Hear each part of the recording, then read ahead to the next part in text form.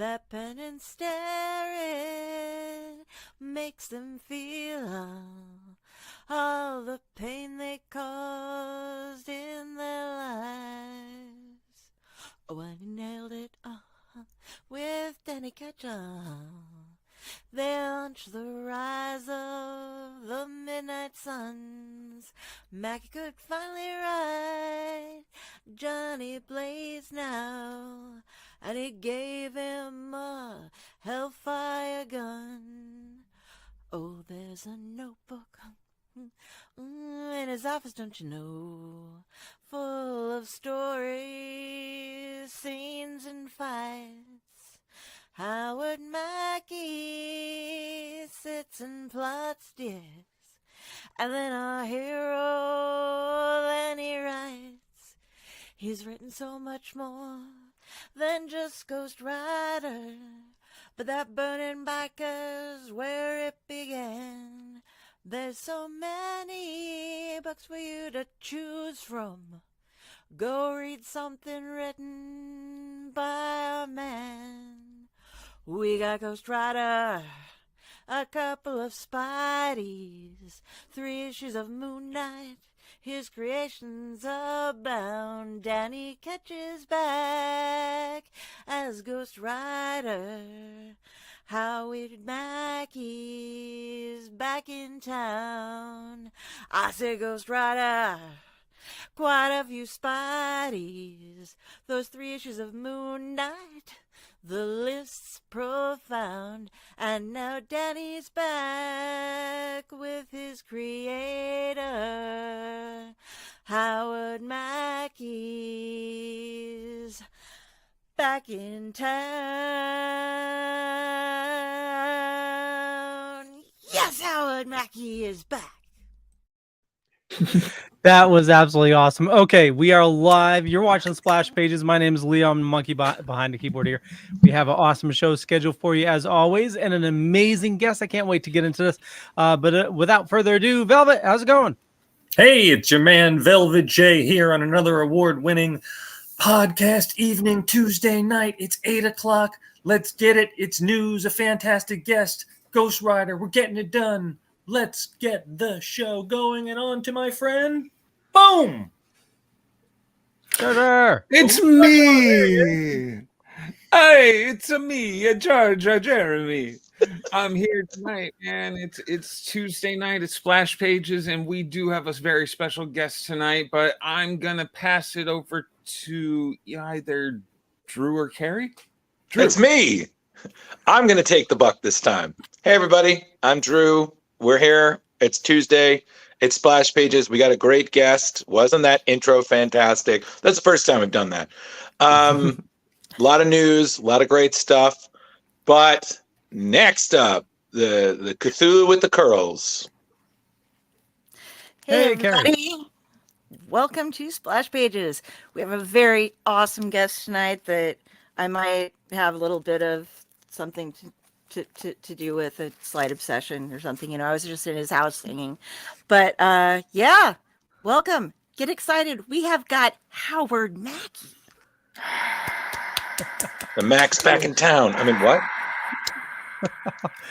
Hey, thank you for joining us, Howard. Hey, thanks for having me. And thanks for the song, and thanks for actually reminding me that I did 3 issues of Moon Knight. Somebody just recently asked me, and I had no memory of how much I wrote. That's my only criticism of the song. Right after 3 issues of Moon Knight, you should have said, and it all started with Iron Man. Exactly. Listen, she did that in 12 hours, man. Like, people... I was loving it. you know that, listen, being that I was one of the 3 people that auditioned, that she's just like, no, I can't. You know what? I don't have time for your mistakes. I'm going to do it myself. She was like, fuck it. I'm going to do the Mel Brooks. I'm going to do this myself. Yeah, I discovered that none of us can sing with music behind us. That's not true. I'm just, Bobby Darin is very hard to mimic. Because, it's like he's trying to scat Sinatra. And I'm like, what the fuck, Bobby? Like, I'm just like, I'm seeing him in the Ed Sullivan show, and he's just like, da da da da at the moon, babe. I'm just like, what the fuck is this song about? I'm just like, God damn it. So, Well- but it worked out great. So who cares? You know. First person Like I with said, I was technical impressed. difficulties. And you did technically have Moon Knight guest appear beyond writing just the series, but Yeah. I know that it was you wrote I wrote one Moon Knight. No, you wrote quite a few. No, he wrote three. Honestly, I've written enough stuff over the years that I don't remember, even including the Ghost Rider stuff. There's a gentleman, another Uber fan of mine who I do see at a number of shows, especially Terrificon and a show in New Jersey. When people ask me questions about my Ghost Rider run, I hope that he's next to me, and I just, he knows everything about what I've written, and I don't. I'm too busy writing. That's fantastic to have one of those. Oh yeah. Right. Yeah. So Howard, if we went back to the beginning of like your origin story up to working for Mark Grunwald, can you fill that in a little bit for us? My origin story. Sure.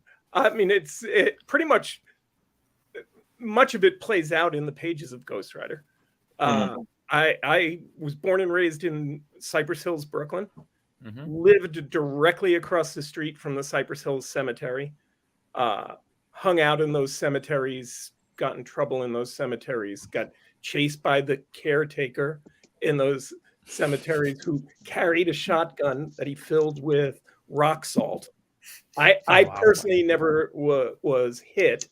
Some of my friends did, and apparently it hurts quite a bit. But as a matter of fact, if you go to those early issues of Ghost Rider, I took photo reference. I went back to the old neighborhood back in the days when we used film. And I shot pictures for Javier.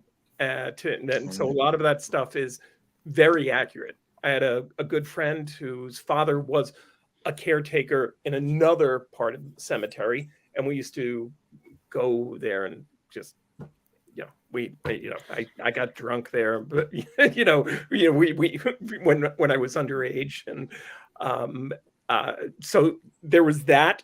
I was raised by a single mom, and so all of that kind of fit in to the Ghost Rider stuff. But then my early job was I worked for an exporting company. Shipping equipment to Australia and New Zealand, and then made the natural transition into editing comic books. Yeah, natural. What? And the reason that happened is I grew up with a gentleman by the name of Mike Carlin. I don't know. Wow, really? Mike, awesome. Yeah. Mike and I were very good friends growing up, and we used to go to a lot of music clubs in the late 70s, early 80s. It was the new wave scene, and he was really tired of hearing me bitch and moan about my job. And he had gotten promoted from assistant editor to full editor, and he said, why don't you just interview for this job? Because at that point, I had pretty much drifted away from comic books, to be honest. But when he started working at Marvel, I started getting free comics. And so I got very caught up on continuity. Nice. And I interviewed for the job, didn't really think I was going to get it. Wasn't sure I wanted it because it paid nothing. I had to take a pretty substantial cut in pay to work at Marvel on staff. And then a few things happened. One, I walked into the office and there was a very attractive young woman sitting on the couch in the office that I was going to be sharing with Mark. And I thought, wow, this can be a great place to work. And I wound up dating her. And 40 years later, I'm probably keeping her awake as she's trying to doze off in the other room. She gets up way too early for work. She's up at 4:30 every morning. So yeah, and then I had no intention of writing, but Mark knew I liked to write, and he insisted I write my first comic book story. It was when Denny O'Neil got fired from Marvel. He got kicked off out of the office, and that meant his run on Iron Man was ended. Yeah. And Mark Grunwald gave me one of the best lines that I used over and over again, both as an editor and then as a dad later on. We were sitting down trying to figure out what we were going to do because Denny left in the middle of a story, and Mark said, we need to find somebody to finish Denny's story. And I said, yes, we do. He said, it needs to be somebody who knows where Denny was going. And I said, yes, it does. And he said, it's going to be you. And I said, oh, no, no, it's not. And he said, oh, you're confusing what we're doing right now for a conversation. And he made me write my first story, and he was brutal. I rewrote that first one because of him. I had to rewrite it probably 5 to 7 times. Mm-hmm. And do you remember that storyline, Howard? Yeah, it involved Bethany Cabe and her ex-husband, and then I got to use the living laser. So, as a matter of fact, as we're saying this, I'm looking above my desk, and I have the splash page to Iron Man 211, which was the issue that we're talking about, because I worked with Alex Saviak, who's just a wonderful, one of the best storytellers I had the privilege to work with. Taught me, I just told him this. I saw him at a couple of conventions. I worked exclusively with Alex for probably, my first 5 or 6 stories. And then we did Web of Spider-Man together as well. Right. Chuck Norris and his Karate Commandos. And just a bunch of stuff. And so between working with him and with Al Milgram, who I really do believe are 2 of the best storytellers, and artists as storytellers in the business, that really helped me as a young writer to know how to write comic books and for an artist. And when that book came out, a couple of things happened. Number one, when the art got returned to Alex, he showed up in my office. I was still on staff as an assistant editor, and Alex showed up in my office and presented me with the page. And he said, Howard, this is the first time your name will appear in print with the credit writer, and I'm sure it's not going to be the last. And it was just a very gracious thing, and I consider it my good luck charm, talisman, because it turned out Alex was right. It was not my last, because editors, as want to do, we're always reading everybody else's stuff to see who we could get to write for us. And they suddenly said, oh, Howard, I didn't know. Well, Danny Fingeroth came to me and said, oh, Howard, I didn't know you could write. And I said, well, the jury's still out on that one. This one story. So all of it, that one story led to a lot of additional work. So I just was very lucky. Was the issue of Web of Spider-Man the first time you ever wrote Spider-Man? Yes, I believe so. I don't know, honestly, because people sometimes come to me and tell me, like, I had a guy that I worked with for years on staff, who told me I edited an issue that he wrote, a Spider-Man story, and I have zero memory Right. at all. I said to him, I said, Shali, I said, well, is this a good story about me as an editor or a bad story? He said, oh, no, you were great. I said, oh, in which case, then definitely I did it. It was me. Yeah, I think the first, and that was probably, and it's so hard for me to remember now, that issue of Web of Spider-Man was probably incredibly intimidating to me, because I was writing Spider-Man. Spider-Man was, as a very, very young reader, I was a huge Spider-Man fan. I was a Right. huge Batman fan. In that montage, in the beginning, there was a Batman Black and White that Right. I wrote a 6-page story for DC featuring Batman. After having written somewhere shy of, I don't know how many issues I've written, as I said, but I've written a bunch. And I got this 6-page Batman story, and I completely froze because it's friggin' Batman, for God's sakes, and but I had a lot of fun.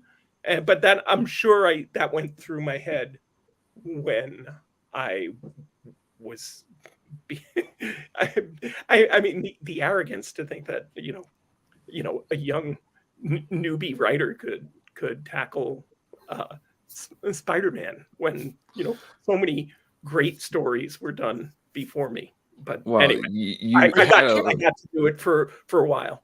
you had to, yeah. I was going to say you had a significant run, so I think you did okay. Well, I tried not to have a significant run. Oh. If you look, I did web for I don't. I'll let other people figure out how long I did web.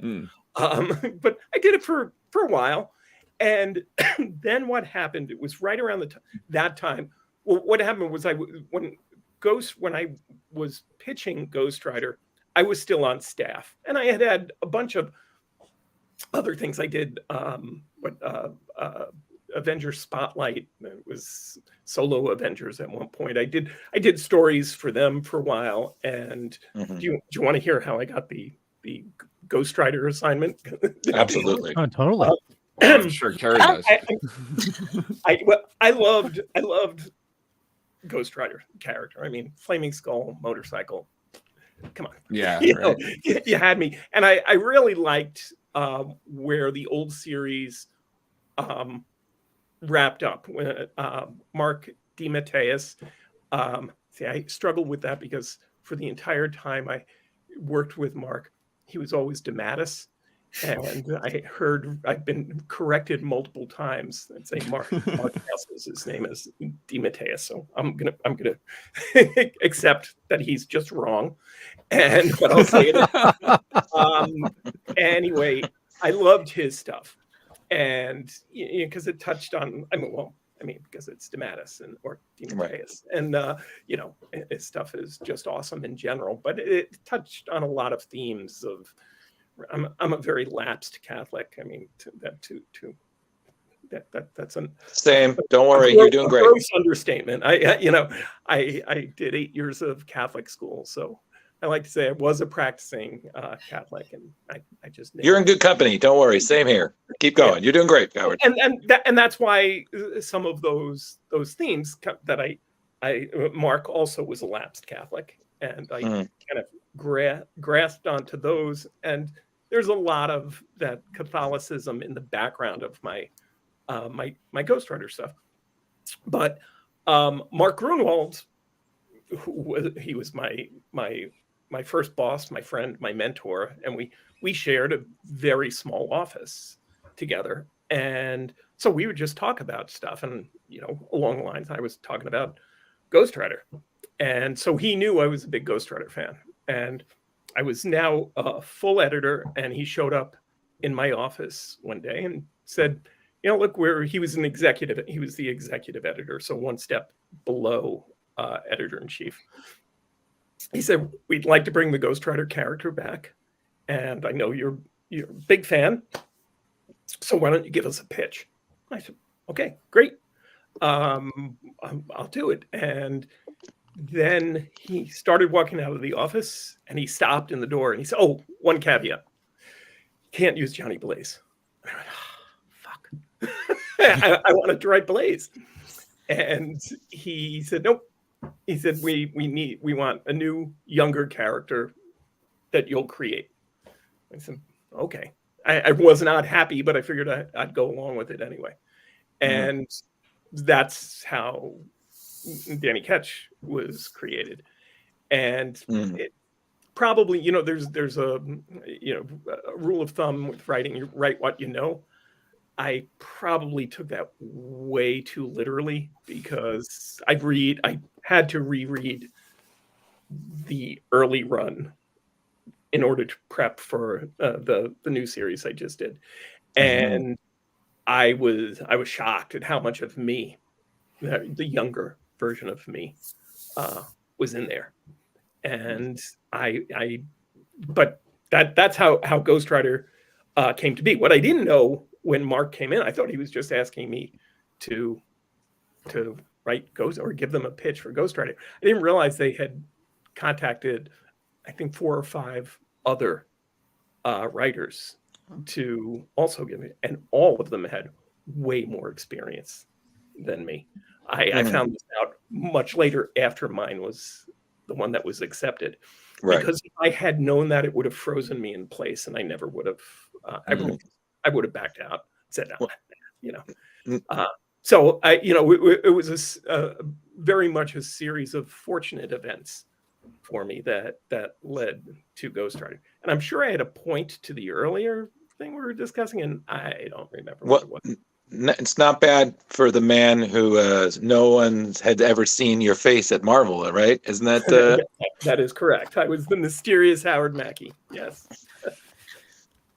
Yeah, it's funny you say that because I'm looking above my desk, and if you remember the mysterious Howard Mackie, which was a contest. I mean, Mark Grunwald, it was when he was running the letters pages we did the Avengers line of books. Mark had a great sense of humor, and I think mostly it was I got hired late in the shipping month, and he wanted to introduce me in the comics, and normally would like put a picture of me or something in in there, and he didn't have time, so he just on the spot created this. Nobody can see what Howard Mackie looks like, blah blah blah blah, and then it opened it up to a contest for readers to do drawings of what Howard Mackie looks like. That's funny. Hold on, pardon me one second. Yes, those insider deets, everyone. Oh, is this the winner? Well, I have the winning entry. Oh boy! Yeah. This was the winner, and the gentleman's name was Marky Landsberg. Okay. All right. Oh wow! Beautiful. Look at that art. He was about, I don't know, I think he told me he was 7 or so when he drew it. And the fun part of that story for me is he, about 5 years ago, I was doing a Comic-Con in Hawaii. You met him. I don't know why. And literally the first Comic-Con that my wife ever attended with me, which I don't know why. But so I'm sitting at the table, and a gentleman of, I don't know, he had to have been, late 30s, early 40s, maybe, is at the table, and he's got his young son with him.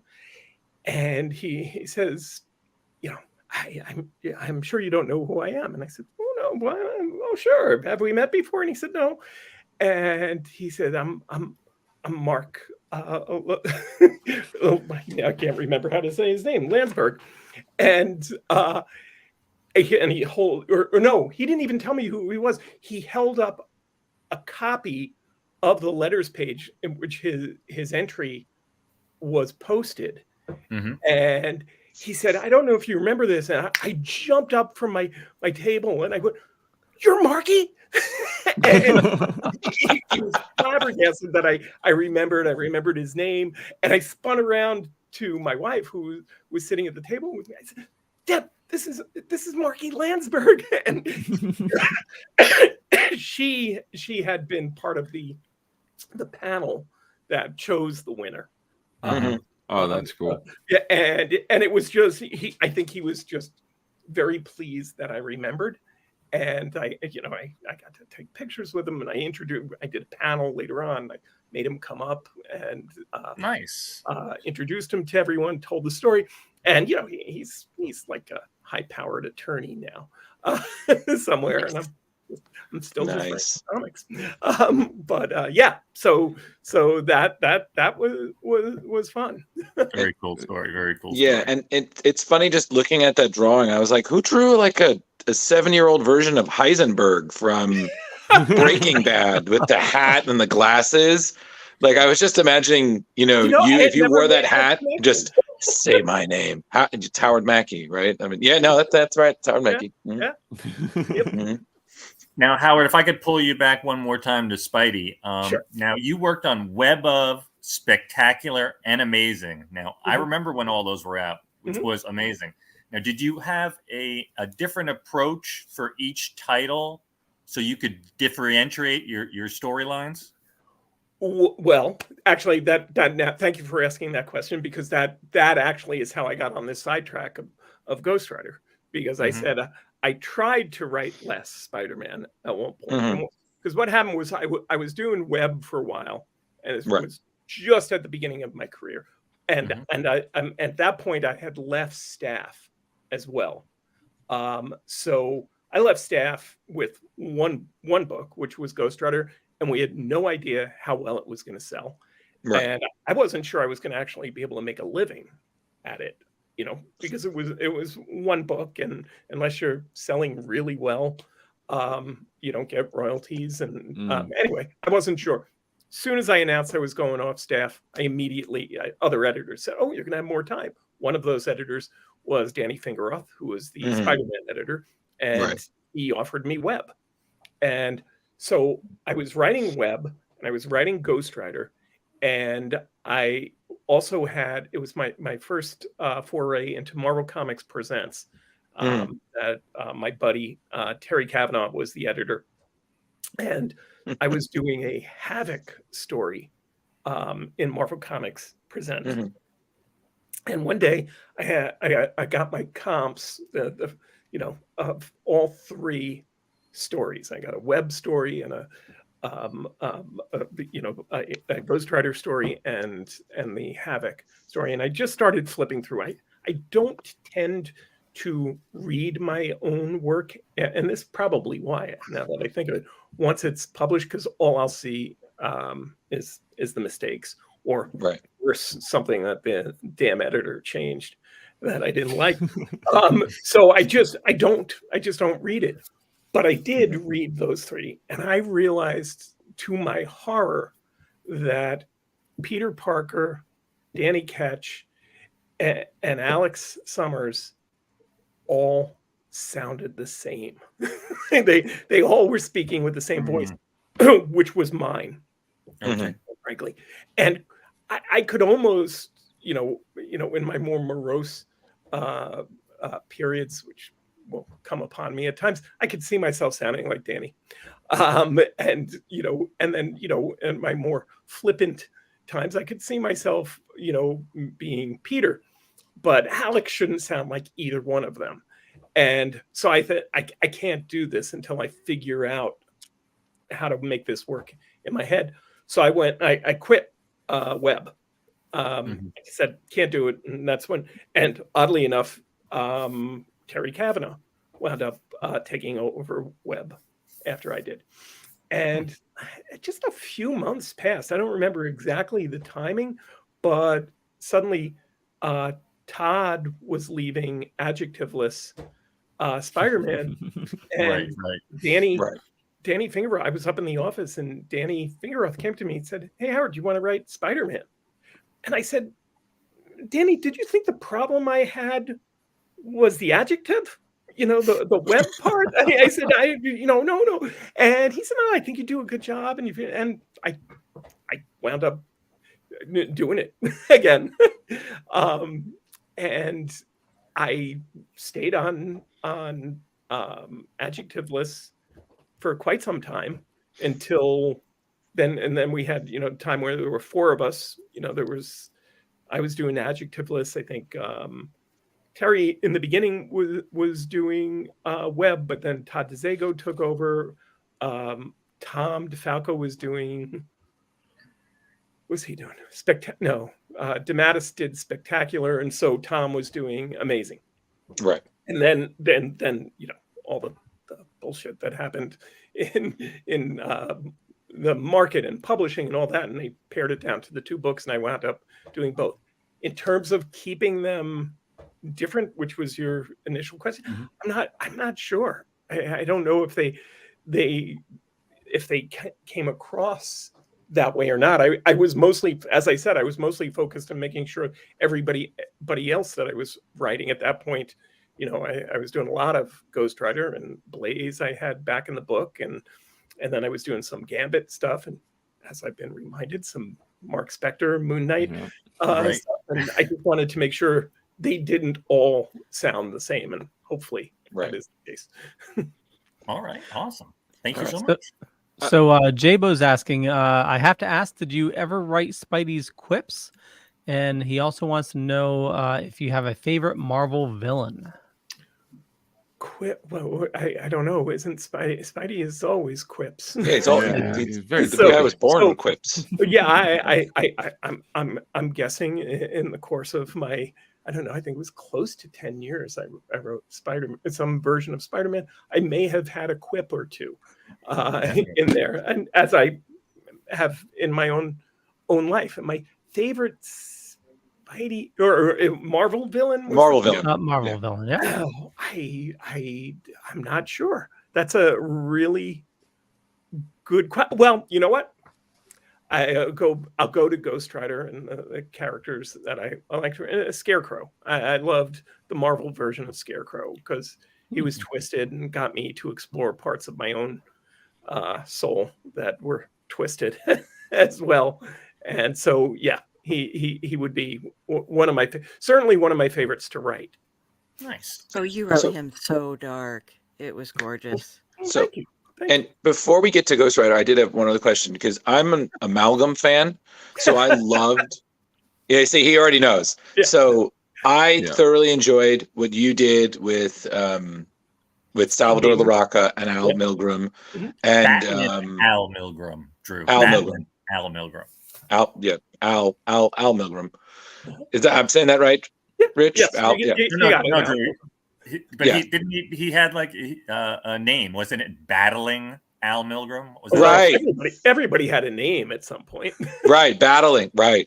And then you also did that with James Felder. So, you had a pretty daunting task. You're combining the Flash with Ghostwriter in a one shot. And from what I understand of asking other people, like we talked to Dan Chichester about when he worked on Assassins. We talked to Jim Ballant about being on Dark Claw with Larry Hama, like all this. So, what was that like knowing that you just had that one shot? And let's say like Amalgam got a second chance and they were like, hey, would you do more? Would you do it?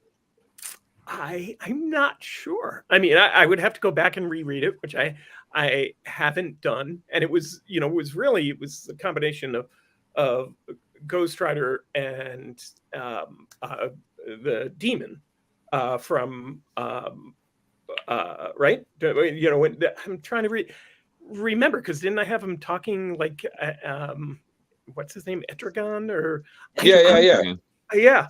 I don't know. The funny thing about that book is I haven't thought about it for a while. And you said, was it hard? Anything you have a one shot at, that's not hard because it's limited expectations on it. I mean, I would say my best work was always done when there were diminished expectations, including Ghostwriter. They did not. I mean, and I've said this. I probably said this in our interview at Terrificon, Carrie. But sales tried to kill the Danny Ketch Ghostwriter. In the crib, they tried to put a pillow over the head of the project we were killing or we were creating because they didn't think it was going to succeed. It wasn't going to be a sales success. Right. But and we can go into that more if you want later. But in terms of Speed Demon, I don't know if I would revisit it or not. But again, when you have a one shot, it's relatively easy. I had the marching orders. It sounded like it would be fun. Right. And so I'm always cool with having fun. Well, like I said, I loved it, especially because a lot of the amalgam stuff was one character, like two characters combined in one. It was Barry Allen, Ghost Rider, and Etrigan in one body, and you had some great villains. I have to go back and reread it. Yeah. And now I have to say, I did a show in Mexico City. Again, it was probably 5 years ago. And suddenly people were showing up at my table. Every single person that came to my table had a copy of Speed Demon. Yeah. And it turned out that it had just been reprinted in Spanish down there. And so it literally, to this day, it's the most I've ever signed of that book. Right. That's great. And at the time, Howard, that was a big deal because DC and Marvel had never done something together to that magnitude before. And I don't think we're ever going to see it again. No, and the only reason that came together like that was if you look at the masterminds behind the amalgam. Mark was one of them. Two people that were instrumental in my career. It was Mark Ronald and Mike Carlin. Yeah. Mike and Mark were also really good friends, and Mark was Mike's first boss as well, and they knew how to work together. Right. That's amazing. Ron Mars it was the perfect confluence of talent at the time that I don't think could happen again. Yeah, right. Unfortunately not. Yeah. But so we had a question come in asking, which comic series is your favorite to read for fun?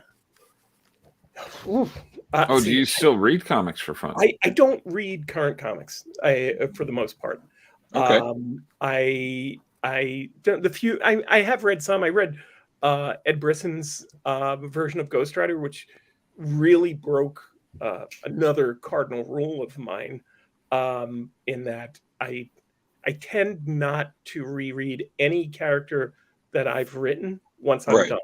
And the reason is because I do a lot of these or interviews of various kinds. And sometimes questions can be asked about something that is being done with characters.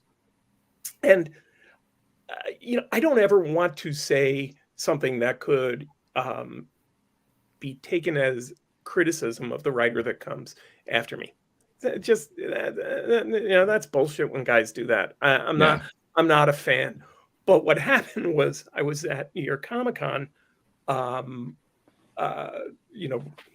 was pre-zombie apocalypse. Pre-COVID, yeah.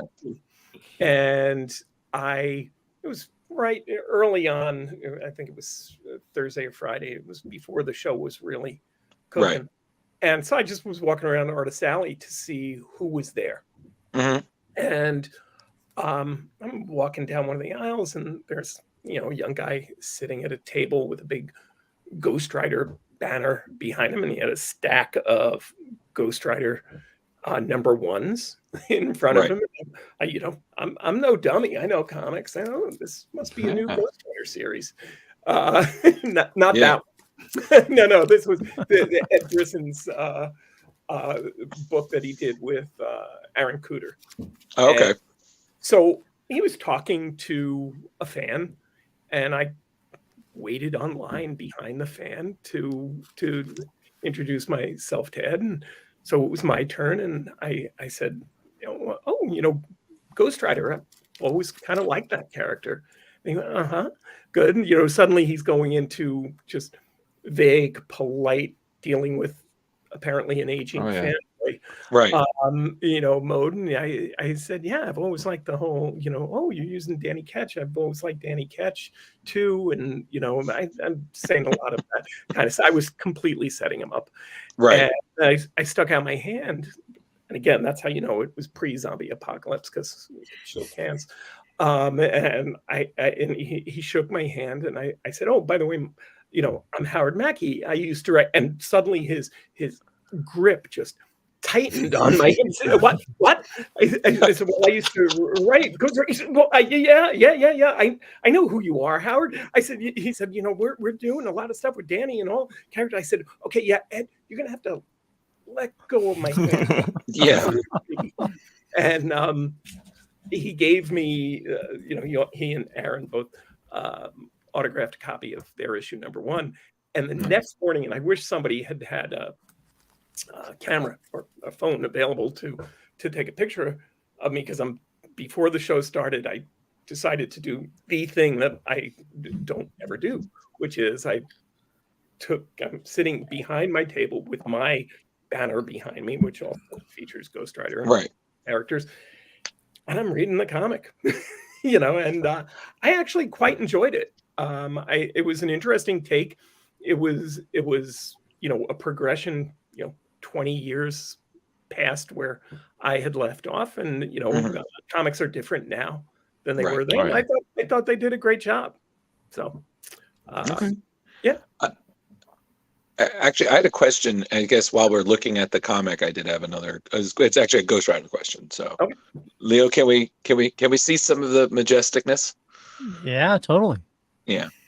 So the question I had, Howard, is that a lot of times when fans are reading a book, they kind of hear, especially a portrayal's voice, kind of like how Kevin Conroy, it's really hard to read Batman and you don't hear him, or Mark Hamill, because they're so associated with the character. So as a writer, when you were writing, was there any voice that I guess kind of was like Danny's voice? Like you said, essentially Danny was kind of you back in the day. So, but did you cast characters in your head? Yes. Although, and people have asked, including my kids and their significant others now have asked me who I would cast as Danny. And I don't have a good answer for that. I can always cast Blaze, and currently with Blaze, I would cast Norm Reedus. He knows his way around a bike. Danny is tough because Danny, it would have to be a younger actor and probably somebody I'm not overly familiar with right now. But, in terms of the voice I was hearing when I was writing it, and yes, everything plays out in my head like a movie, and I'm basically taking notes. And it was, Danny was me. I mean, and so whenever Danny talks, you probably have to translate it with more of a Brooklyn accent, which I worked really hard at losing. Thank you very much. Well done. But I had, growing up, as I said, until I was 26, I lived in Brooklyn, and I had a very, very heavy Brooklyn accent. So yeah, and then in terms of casting, then later on, and this is why I think it's great that Sam Elliott was cast in the Ghost Rider movie, that's about the best thing I can say about the Ghost Rider. Because I know that when I write a plot, I give notes about a new character to the artist, and I know that I gave the art that he should resemble Sam Elliott on some level, primarily because my wife always had a crush on Sam Elliott, and he's just ultimately cool. Definitely. If I were going to cast Caretaker, I don't think I mentioned that he was cast as Caretaker, but if I was going to cast Caretaker today, actually, I think I would cast Jeffrey Dean Morgan. I think he would be That's great. a great call. Yeah, he happens to live in the same town that I live in, which is great. And it's so funny you say that, because at Terrific Con, I was rooming with Carrie, and she's a big Ghost Rider, but she'd never seen any of the Nick Cage movies. So I showed her a clip from the first one, and her face is kind of this mix of what the hell and that's not Ghost Rider. And then I showed her another clip from the second one, which I actually, funny enough, kind of prefer a little bit more than the first I've not one. seen the second one. So. Yeah, it's fine. Howard, don't. Yeah, you're not missing Stay in anything. your lane, You know my where they man. lost me was the brothers that they wrote and directed it. They in Yeah. one of the interviews that they took great pride in saying that they refused to look at any of the comic books. So Yeah, you know, yeah. basically, fuck But- you. But at least the you know, she was like, okay, this is a little better, but she's just like, he's Danny, but it's Johnny Blaze, but he has all of Danny's powers. She's like, what a ripoff. Right. You know? Right. Like, and she even Well, said by that not to, casting, not writing Danny into the movies, they didn't have to pay me anything. So yeah, so How many no guys love read there. it? Next time. I have one last question, Howard, which is non-Ghost Rider related before I let Carrie totally take over. sure. Yeah. Now, you were involved. Now, it went for 3 years. I've tried to tell these guys about it, but they're not old enough. I was born in 71 and right across the bay in Queens from you, Howard. Where in Queens? Oh, Flushing. Okay. 7016 Utopia Parkway. Okay. Yeah, I still remember. You were instrumental, I guess, in or at least in special projects, including the New Universe line. Yes. And the only thing that survived from that at this point is Star Brand. Can you tell us? Can you tell these guys like what the New Universe line was? Because they don't seem to know every time I mention it. Seriously, none of them know what the New No. Nope. I have a small memory of it, but very small. I could learn if I looked it up. Yeah. Don't bother. The New Universe was Jim Shooter's way of trying to redefine the Marvel Universe into a separate universe. And what he wanted it to be was more realistic. So that the tagline was "The world outside your window," and it was we used to talk about this, as only comic book nerds can do when they're now working professionals, is start talking about how all of this stuff would work realistically. I used to say the best thing the Avengers or the FF could do for New York City would be move the fuck out of there. Yeah. Because they're constantly attacked in New York City and everything is Destroyed frequently. getting destroyed, and that gave birth to Damage Control comic by Dwayne McDuffie, which was brilliant. But See, I do remember Damage Control. yeah, but the New Universe, and it ran for 36 issues actually, and I came on after close to the first year's worth of stories happened.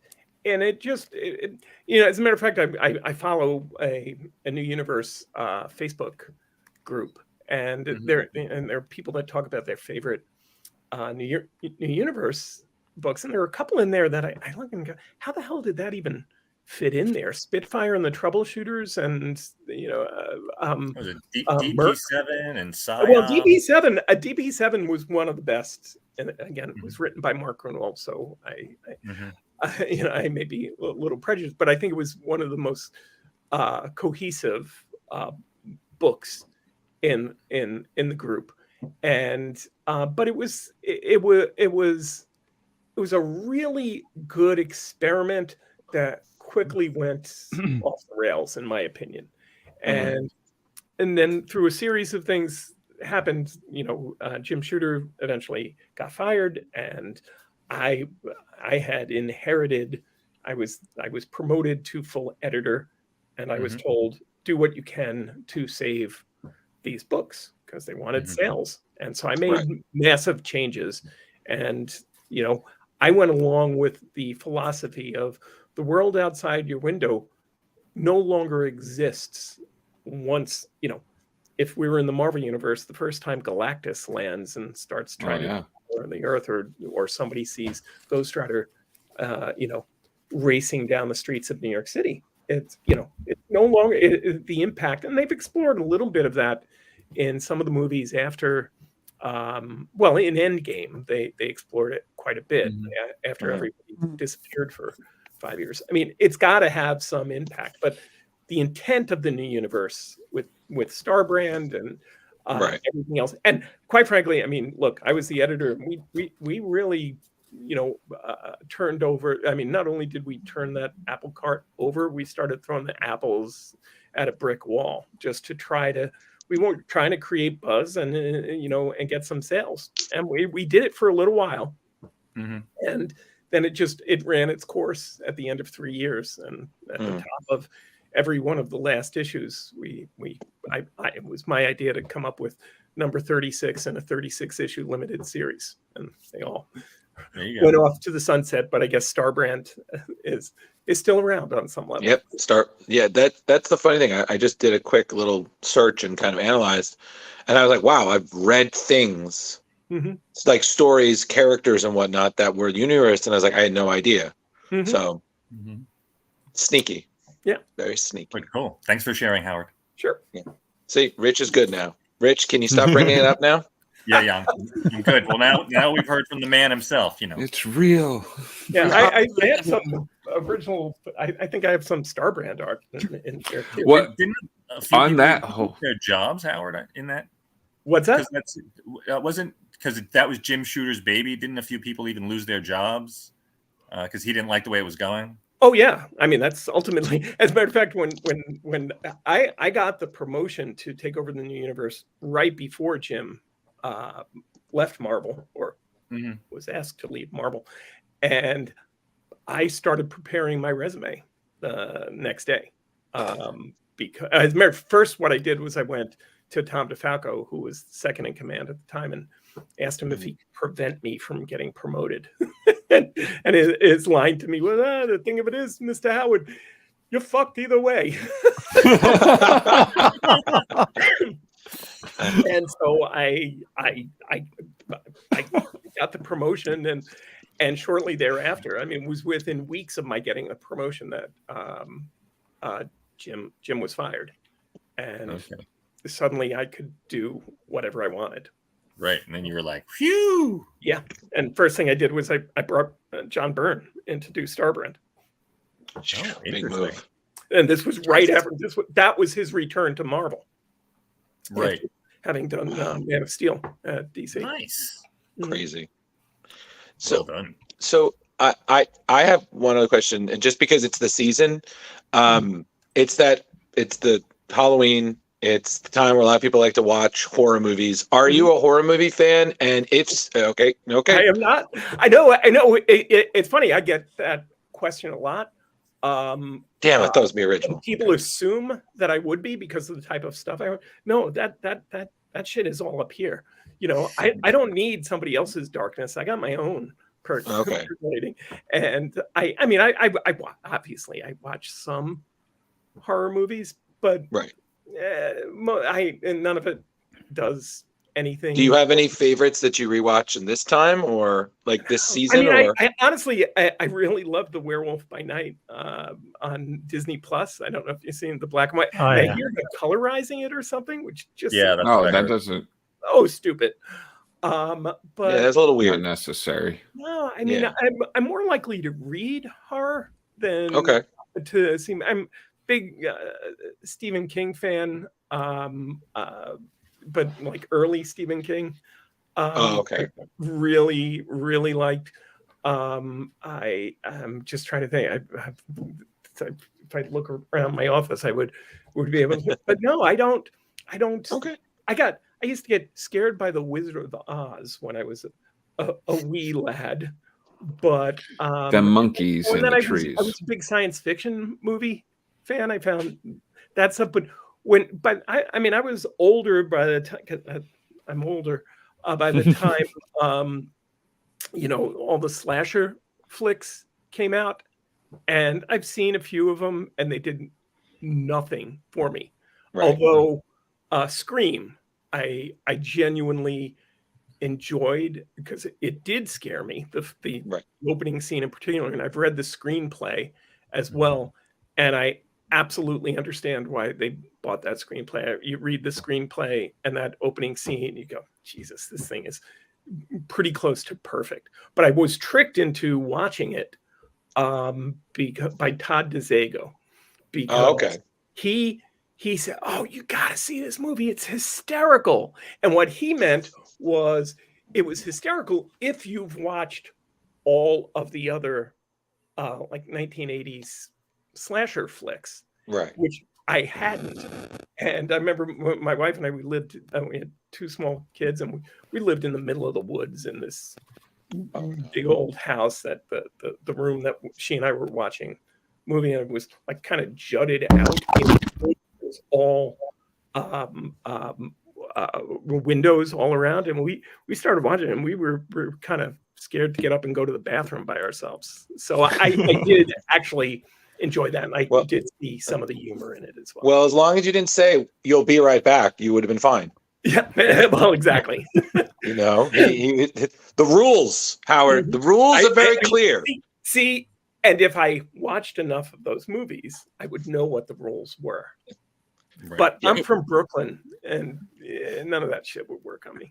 Well, you hung out in cemeteries. You were like, I'm good. Yeah, yeah. See, and that's my point. Is a lot of that stuff. I've gone through worse stuff. That's why I want to know where in Queens. I want to see if I had almost gotten killed there or not. But no, I went to Flushing. Flushing. I used to play hockey, and we played one team there, and we just got into fights. But yeah. Just speaking of getting scared, just to let you know, your run of Ghost Rider, that was in my pull list, and absolutely loved it when it first came out. And I was fairly young; I was late teens, and I remember picking up the glow in the dark cover, but I did not know it was glow in the dark. I wake up in the middle of the night, I see this flaming skull in my room, scared the utter crap out of me. I have had people come to me at conventions with that cover, with that book for me to sign, and this hasn't happened in a while, but at least once it happened. I said, "Oh, right, and doesn't it look cool in the dark?" And they said, "What do you mean?" They did not know it was glow in the dark. Wow, never ever seen it, and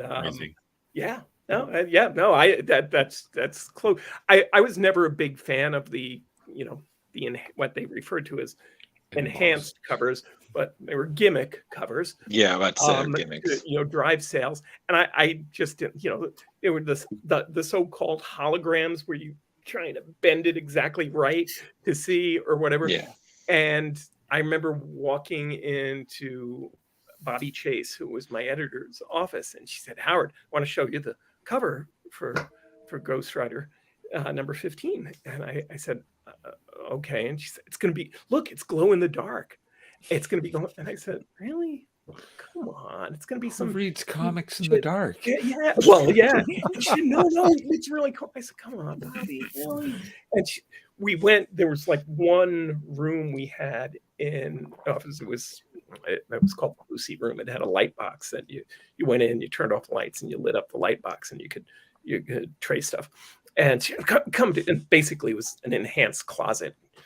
Her assistant, and I went in there, and she turned off the lights, and it just popped out there, and I go, "Oh shit, that's awesome!" So nice. Yeah, it's one of my favorite covers in the entire run. Well, you can only imagine Carrie's face when she got it signed. Like, to say she was beaming, I literally thought all of her hair was just I was there. I don't need to. Yeah, and one other thing I will also say is I've seen the panel that she recorded. That was you and Terry and Dan. Right. Boy, that was something. Oh, I'm just gonna. Were we okay? Oh no, you guys were good. It's just, Carrie, why don't you take this one? You were the one who kind of saved the panel with your questions. Oh, absolutely. It was just really focused on Moon Knight and things that none of you guys had written. I was surprised at that. I think we all were. I mean, I think the interviewer was a really nice guy, but it was very focused on. He obviously loved Moon Knight. And even Terry Kavanaugh is one of my best friends, and he said, "Howard, why am I on this panel?" And I've run into that before. on panels. There was It's just I sometimes wish they would ask us. I would have had a thought or two of how to do it, and a panel can be made or broken by the moderator. And, Oh, yeah. That's true. And I remember all three of us, Terry, Dan, and myself, we were very pleased when you stepped up to the microphone, at least twice, at least, right? actually the moderator got to the point where he was like, "You don't have to sit down. You can just keep standing there if you have more questions." And I was like, "No, I'll get my steps in." But Yeah, and it was so funny because he said that, and I feel like he was trying to be funny, but his face was just like, "Oh God, this girl again." Like, Oh. do you want to just do my job for her? I was like, "By God, please." Yeah. Like, Yeah. I think all three of these men at this were like, "Yeah, can we switch? You man the It camera, sounds and like she'll Terry finish could've up." done a better job. I mean, Terry, Dan, and I, we've known each other for quite some time, and we can play off each other really well. Sometimes all you have to do is say hello, and we could have taken it from there. But he was a big Moon Knight fan, my recollection, and he really wanted to focus on Moon Knight. But 3 issues. I were talking to Dan the other night on Sunday, and he was just like, "Yeah, I even told him I didn't write any," and he just kept going back to it. And then we were like, yeah, okay, so we brought up, like, I guess Terry wasn't really involved with Midnight Suns and stuff so much, but other dark things. But then they kind of went completely like something that none of you guys are into. And I'm sorry, dear person who did the panel, but you don't start a question with, and though none of you were involved in any part of this series, right? What do you think I thought of taking a bathroom break at that point. I didn't remember that. But okay, you weren't involved. I had some questions. You brought this up a couple of times. The Cypress Hill Cemetery. Okay. I was born on Halloween. We lived close to a cemetery. But I grew up in a town of like 600 people, so it was like the size of a city block or two. Yeah, I was going to say, I think I had 600 people on my street, if not at least one of the apartment buildings that I lived in. But yeah, I when I was initially reading, I was looking at stuff. I'm like, these people are chasing each other all over the cemetery. How are they not just seeing each other? How are they? And then I looked up like the size, and that's bigger than some towns that I've lived in. The cemetery is. It's huge. I mean, it goes. It kind of strides 2 boroughs. It's part of it's in Brooklyn. And it's not all, it's kind of generic. The Cypress Hills Cemetery Park, they're kind of broken into other names, and frequently by religions. There's a Jewish part of the cemetery and Catholic and that kind of stuff. But yeah, so your question. Oh, see, this is the thing. We couldn't hang out in our cemeteries because, like I said, they were small. Cop drives by, he can just see the entire thing, and there were no tombs or anything like that involved. So, I mean, what do you do when you go hang out? Were you hanging out just like the kids in the comics and just like chilling out, drinking beer? You said you're the caretaker with the shotgun chasing you around. Right. Well, that was okay. Just to give you a little sense of location, I assume you've all seen the Spider-Man movies, the latest ones. Okay, so the first with his name just Tom Holland, Tobey Maguire. First movie, and then the last one, they did a couple of establishing shots of his high school. Okay, Yes, that's Franklin K. Lane High School in Brooklyn. I graduated from that high school. Which I was as surprised as anybody. I was sitting in the theater in the first movie, and I was, shit, that's my high school. And the elevated train line run, and it's in the foreground. I used to take that train to the city every day when I was still living in Brooklyn and working in Manhattan. And if you can envision that that establishing shot of the high school, there's the sports fields are in the front, and there's bleachers right off to the left side of the screen, and they had to have CGI'd it out. On the other side of the bleachers, is the Cypress Hill Cemetery. Okay. And and way behind that high school and the cemetery is a place called Forest Park, which I touch upon in the Ghost Rider book, but that happens to be Forest Hills, Queens, happens to be where Uncle Ben is buried in one of those cemeteries, and they're all interconnected. Mm-hmm. So when we used to want to go to Forest Park or go sleigh riding or something like that, we had to take a shortcut.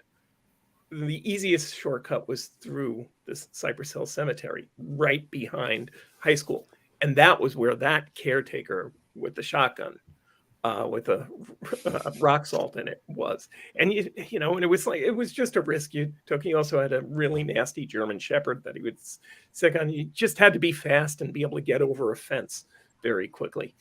And so often you did. But we would also go, there was probably a half a mile in the other direction was another part of Cypress Hill Cemetery. And that's where my friend Mark, he lived there because their house, his dad was the caretaker of that part of the cemetery, and their house was dead center in the cemetery. Yeah. And wow. He had a great story. I remember this, it's a long time ago. He came home from trick-or-treating, and he was dressed as Dracula. So he had, all white makeup on, and his mom had made him this elaborate outfit with a black suit and, cape, right. A whole bit. He comes in, he hears his mom say, "Mark, you were supposed to take the dog out." Yeah, okay. And he said, "Shit, do it now." So he goes walking the dog in the cemetery, after dark, and there's a guy who was drinking in the cemetery. In the old days, and I'm sure it's not PC, we would refer to them as bums. And this guy, and prior to that, he would have been called a hobo. But he's pretty drunk, and he's like just sitting against one of the mausoleums with something in a paper bag. Mm-hmm. And all of a sudden, Count Dracula comes walking up. He apparently almost wet his pants and just reached and took off. Run. And I mean, there are stories that were in my Ghost Rider run that were influenced by weird events. I'm not a guy that really buys into a lot of supernatural stuff. I mean, I'm a I need to experience it kind of guy. I experienced understand some that freaky stuff in the cemetery. I have to say thanks. Stuff that I don't have explanations for. I'm sure there are explanations. I just don't have them. Right. And so yeah, I mean, we used to just hang out there all the time. Always after dark. Always after dark, because that was when especially in Mark's part of the cemetery, because he knew his dad wasn't going to come and roust us. Right. There you go. Yeah. Any one of those experiences you'd like to share that you said you can't explain? Or? There were times when we would late at night, and you're looking down a path, kind of. And if you did your research on Cypress Hill Cemetery, not only is it big, it's very old. So right. There are tombstones and mausoleums. I mean, there's a part of, again, it's not referred to as Cypress Hill Cemetery, but it connects to the cemetery that Houdini's buried in. And, right. Mae West and, other people, famous people all buried, because it's an old part of Brooklyn. Mm-hmm. But so if you imagine just looking down at this long path between mausoleums and tombstones and all that, and the tree, it was all overgrown, but you can see down the path, and the moon is out, and full moon probably, and we're sitting there, and we were probably a little high, and looking down the path, and there's a guy, big guy, just at the top of the hill with his hands on his protruding belly, and he's got a top hat on, and he's just rocking back and forth and looking at us. And we go, there's a bunch of us, we're pretending to be brave Brooklyn boys. And we shoot down there and we can't find him. There's no one there, not a sign. And my explanation, and it really scared the crap out of us, because then we looked down the other direction and we could see somebody moving, at the other end of the path where we just came from. My explanation is that it was probably trees that were just, catching the light in the right direction and just swaying back and forth. But I don't know. I mean, we would hear weird noises. We were hanging out one time and all of a sudden a light just, started shining on somebody, but with no light source anywhere around. It's a pitch black cemetery, so you would be able to see. I mean, if I had seen enough of these movies today and it was a red dot, I would assume there was a sniper there. But this was before laser targeting, and it was not red, and the light would just bounce around to each person. And could not find the light source at all. So that, or you're sitting in, a couple of you are sitting on the steps of a very old mausoleum. Okay, big, a crypt, type mausoleum, and all of a sudden, the very heavy metal door just opens up behind you. Nobody waited to find out what Nope. We I don't care how brave we thought we weren't that brave. So it was more things like that. Awesome. Well, thank you for sharing. That's awesome. Yeah.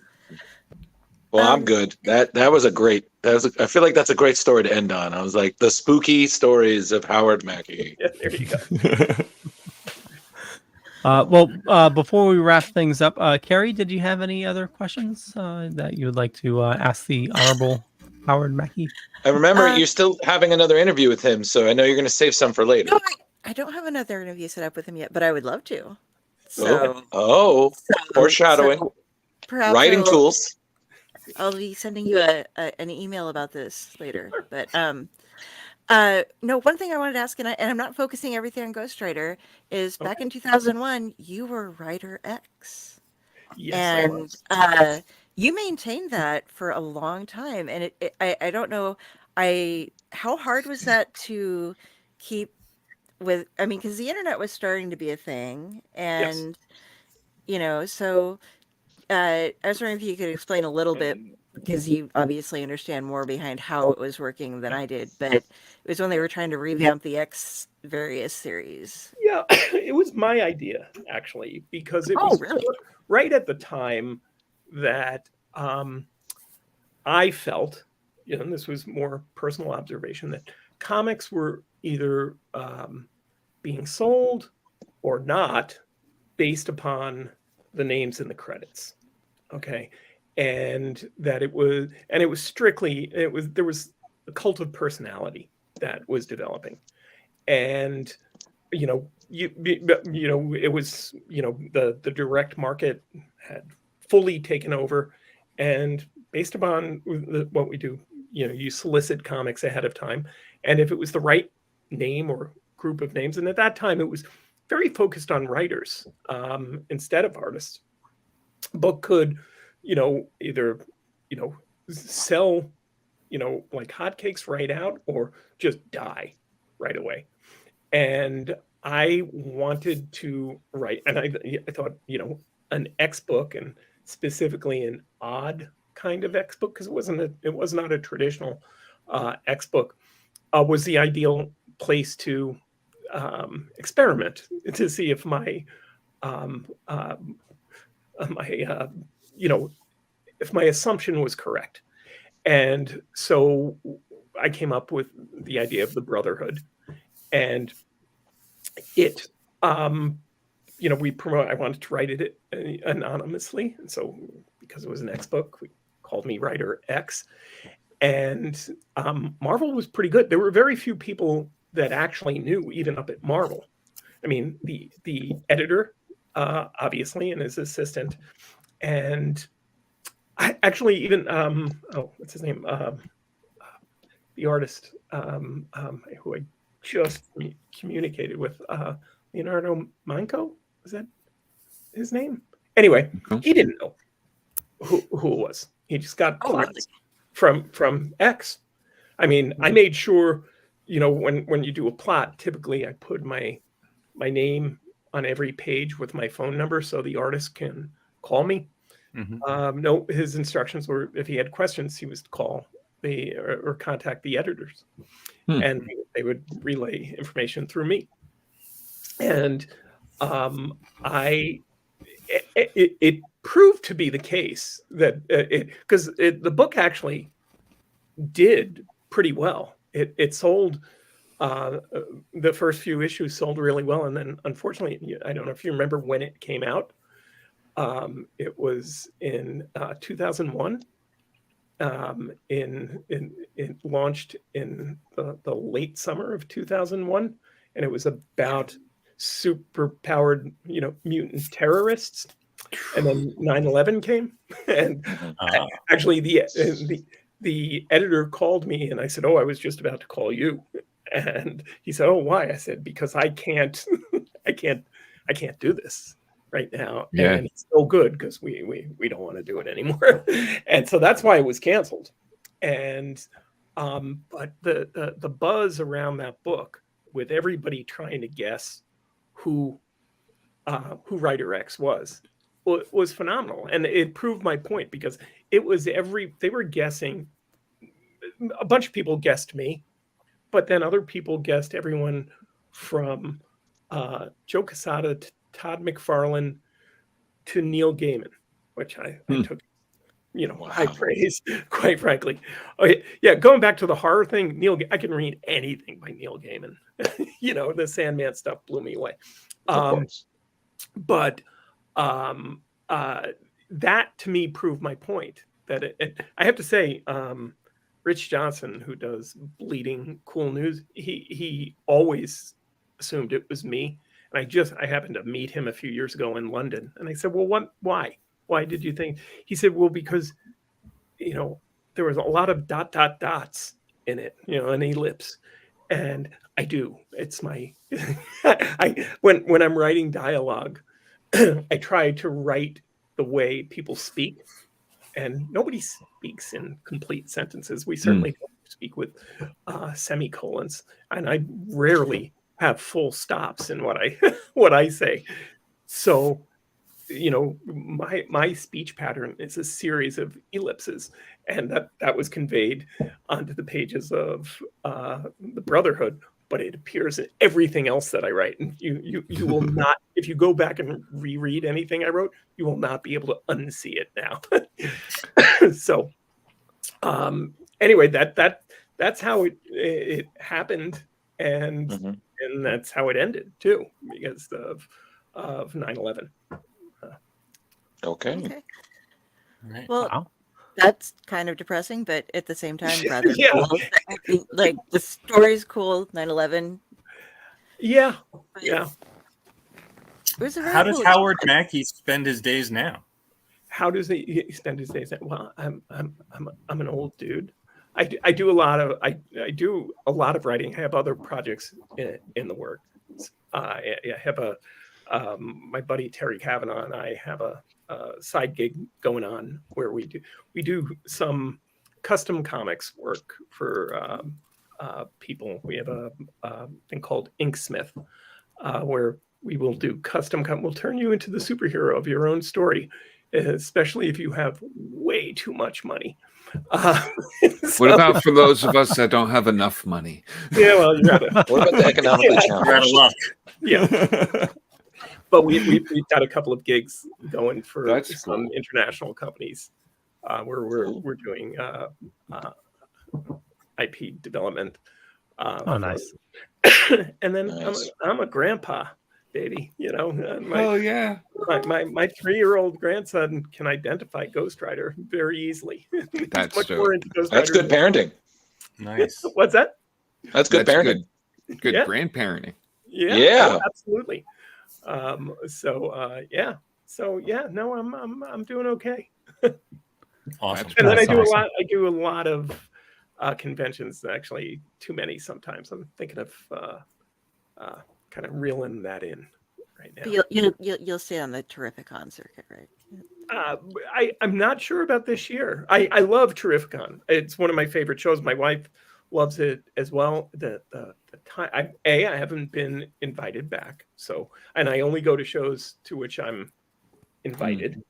And which is why I will not be appearing at New York Comic Con this week, because they invited me once and have offered to let me purchase a table every other time, which I'm not interested in. I actually was supposed to appear this year signing with a group called Desert Wind Comics, who were going to have a bunch of terrific people at their time. Everyone, Carl Potts, Alan Milgram, who we were speaking about earlier. I think Jim Shooter is going to be there. So I was supposed to, but there was a conflict with my with my real life. So and I hate going to New York Comic Con. It's overly crowded petri dish, which I'm not interested in bringing anything back home right now. Fair enough. There you go. Yeah. Fair enough. Well, we'll let you go, Howard. Thank you so much for your time. Seriously, tonight. thank Absolute you. Pleasure. Oh, my pleasure. And Carrie, you Yes. send me an email. We can figure something out. So before we let you go, where do you like people interacting with you on social media? I'm really only on Facebook. I even before it became X, I thought Twitter was a cesspool, and more so now. So I'm really only I'm an old dude, so I do Facebook. It's Howard Mackie Writer.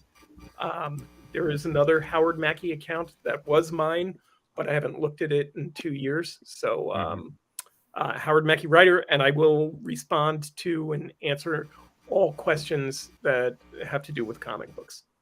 All right. Nice. Awesome. Already sent a friend request. Okay. I mean, what? Thank you so much, Howard. You have an awesome evening. Seriously, thank you so much, Howard. Okay. Keep up that good Thanks, time, Howard. guys. Thank you. Thank you. I'll talk to you, Harry. Bye. All right.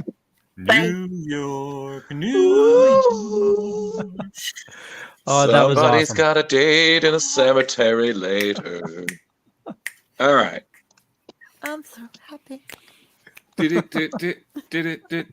time for news. News splash Yeah. pages. It's the news on Splash Pages Tuesday night. Yeah, it's wow. Singing Jar Jar? Oh boy. Ooh. So here's All the right. thing, guys, with the news. We gotta talk about this, and we're gonna be talking about this, but Jesus Christ, variant covers. What is wrong with you people?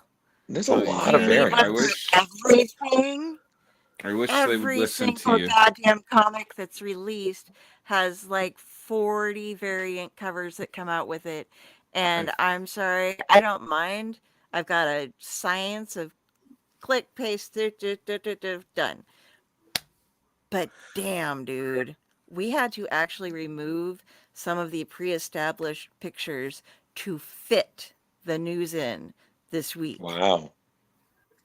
And, That and is I a tried to lot. combine things, but with the variant, you don't want to, yeah. So I do think that it's the carries me over the downfall of news. it was the downfall in the 90s, and I feel like it's going to be the downfall of the 2000s. Yeah, I kind of, yeah. you know what? I kind of agree on Jar like that. Like I for me, I don't mind a really great variant if it's something like how Leo is just the second Lee Bermejo has a variant. Leo's like, what? Oh my God, yes, purchase. I would just like to know- remind you guys, we're an hour and a half in, and we have done no news or gone over the comic yet. Well, we kind of went over I mean, All right. Let's just get the news point it done. out. You're right. Just point it out. I'm trying to move it forward. all right, Yeah. let's I like to do chit some chat. news roulette.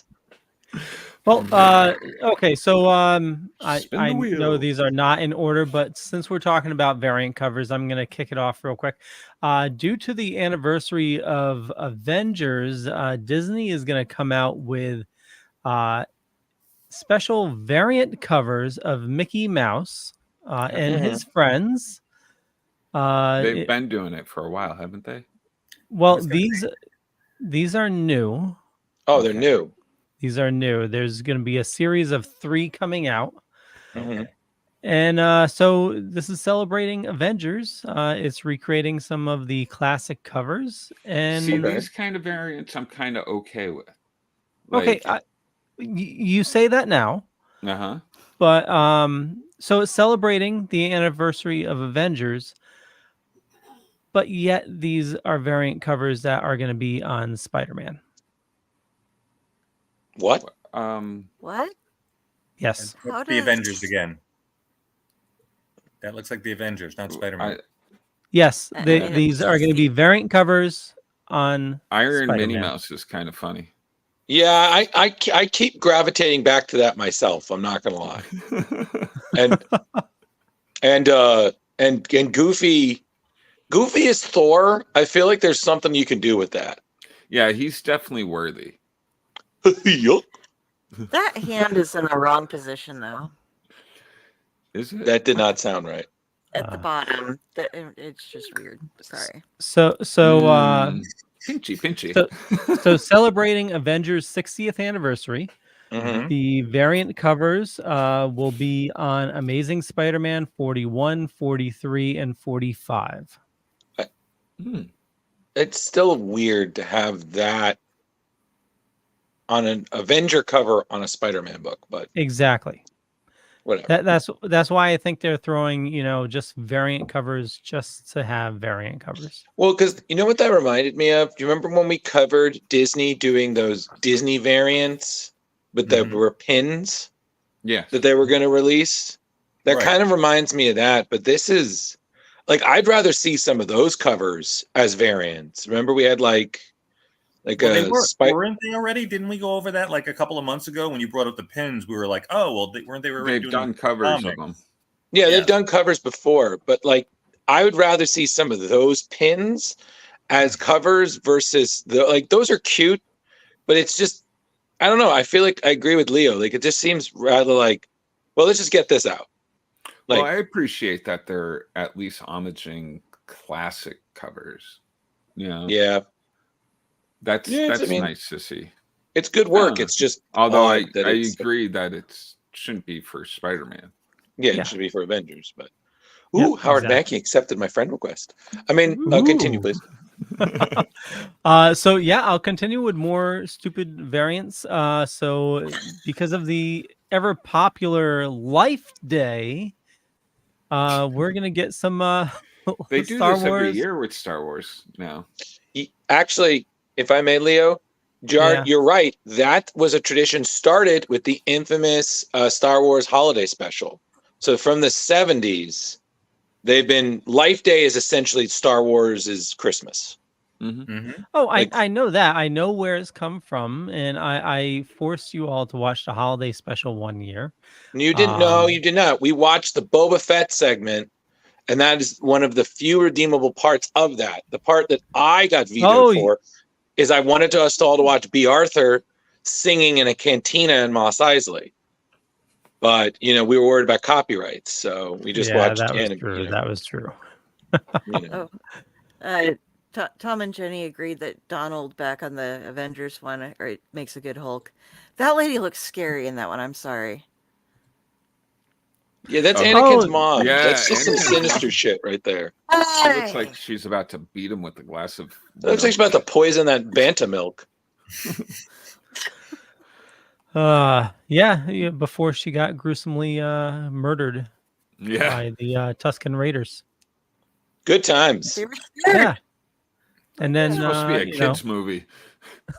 That's what happens when Disney takes over kids. Well, it was Star Wars. kind of kill off the mom.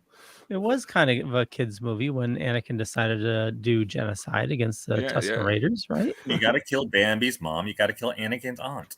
Well, he had to have practice for the rest of his genocide. It's just That's Yeah. right. All right, so more other variants, right? Right? Like We I might was like, get there. we're taking a dark turn. what's variance this week? We're gonna bend this bullet back to more variants. More very. Yes. Well, okay. do you got? Carrie, you want to take over for the what storyline had variants next? Oh, I can yeah, let me get up here.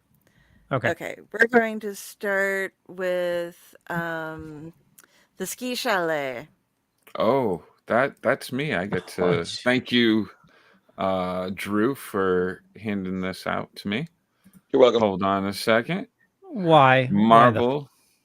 Marvel Comics reveals weirdest variant covers yet with new ski chalet. I'm glad you guys all have taken the liberty of teaching me how to say that word without knowing that I didn't. You're know how to welcome, say buddy. That word. Yeah. Line is superheroes hit the slopes.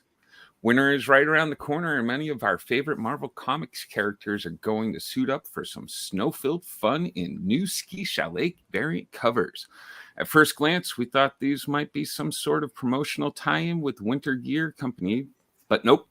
The publisher has enlisted an all-star lineup of artists for these frosty new variant covers, which will be featured on select Marvel titles throughout December.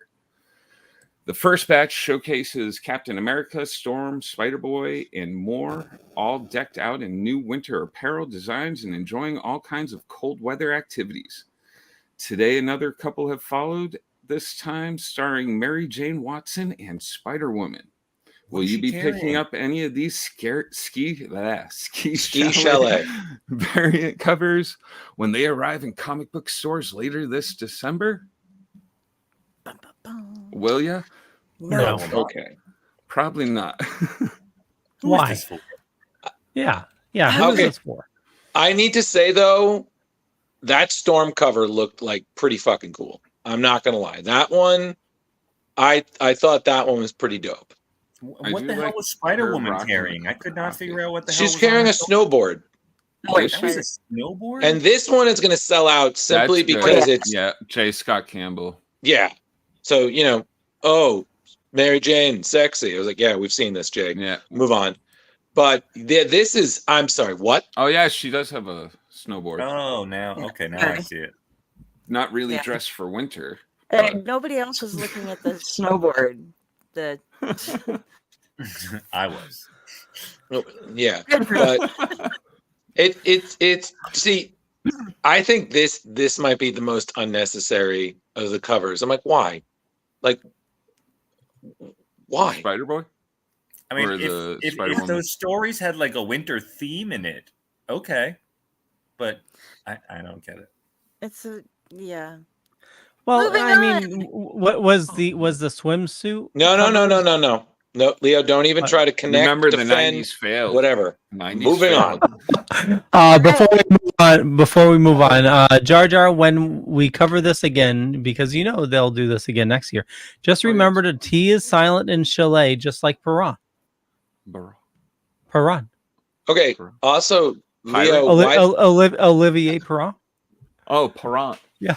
Okay, Leo, why did it just sound like you were in a drive-through menu? I kind of thought it was like, all right, welcome to Splash Pages.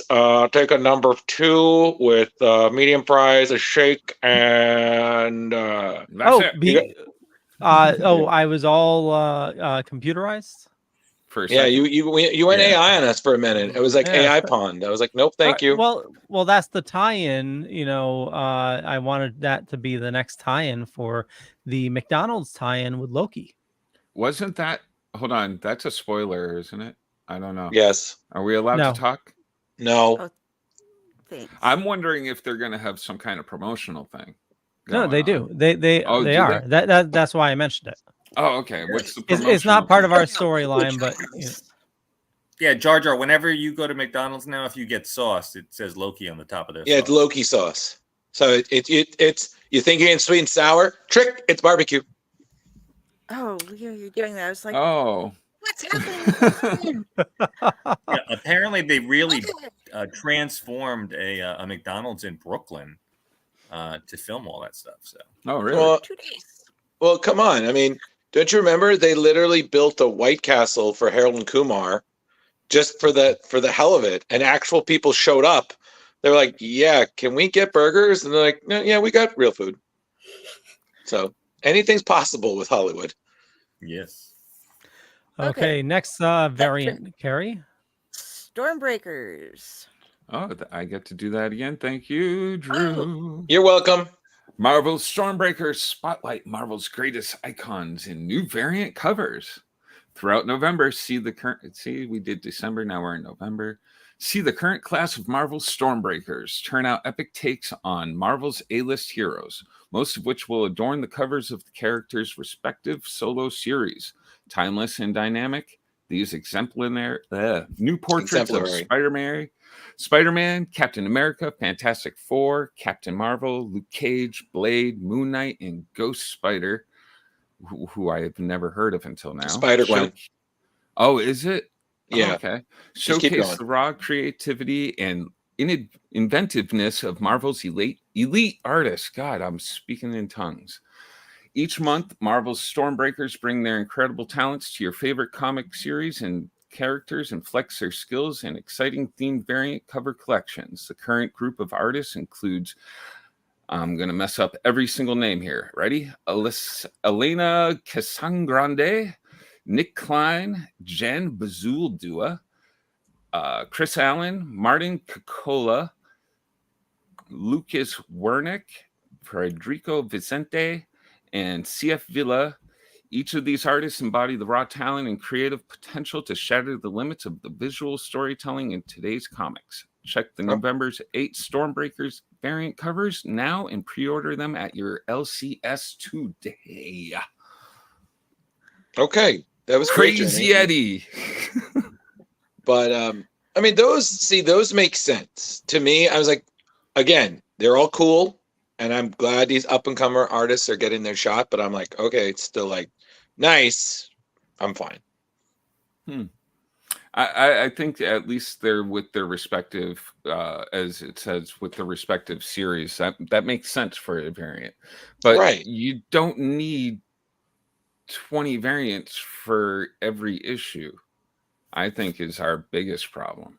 Like, Jar, I think literally if you can have a book that's just variants, to me, that's saying that we're going a little overboard. Like I remember that for, I think it was Dark Knight 3, the Frank Miller story. I was like, they had, this is a book, just variants. And I'm like, and then they literally did an alphabet.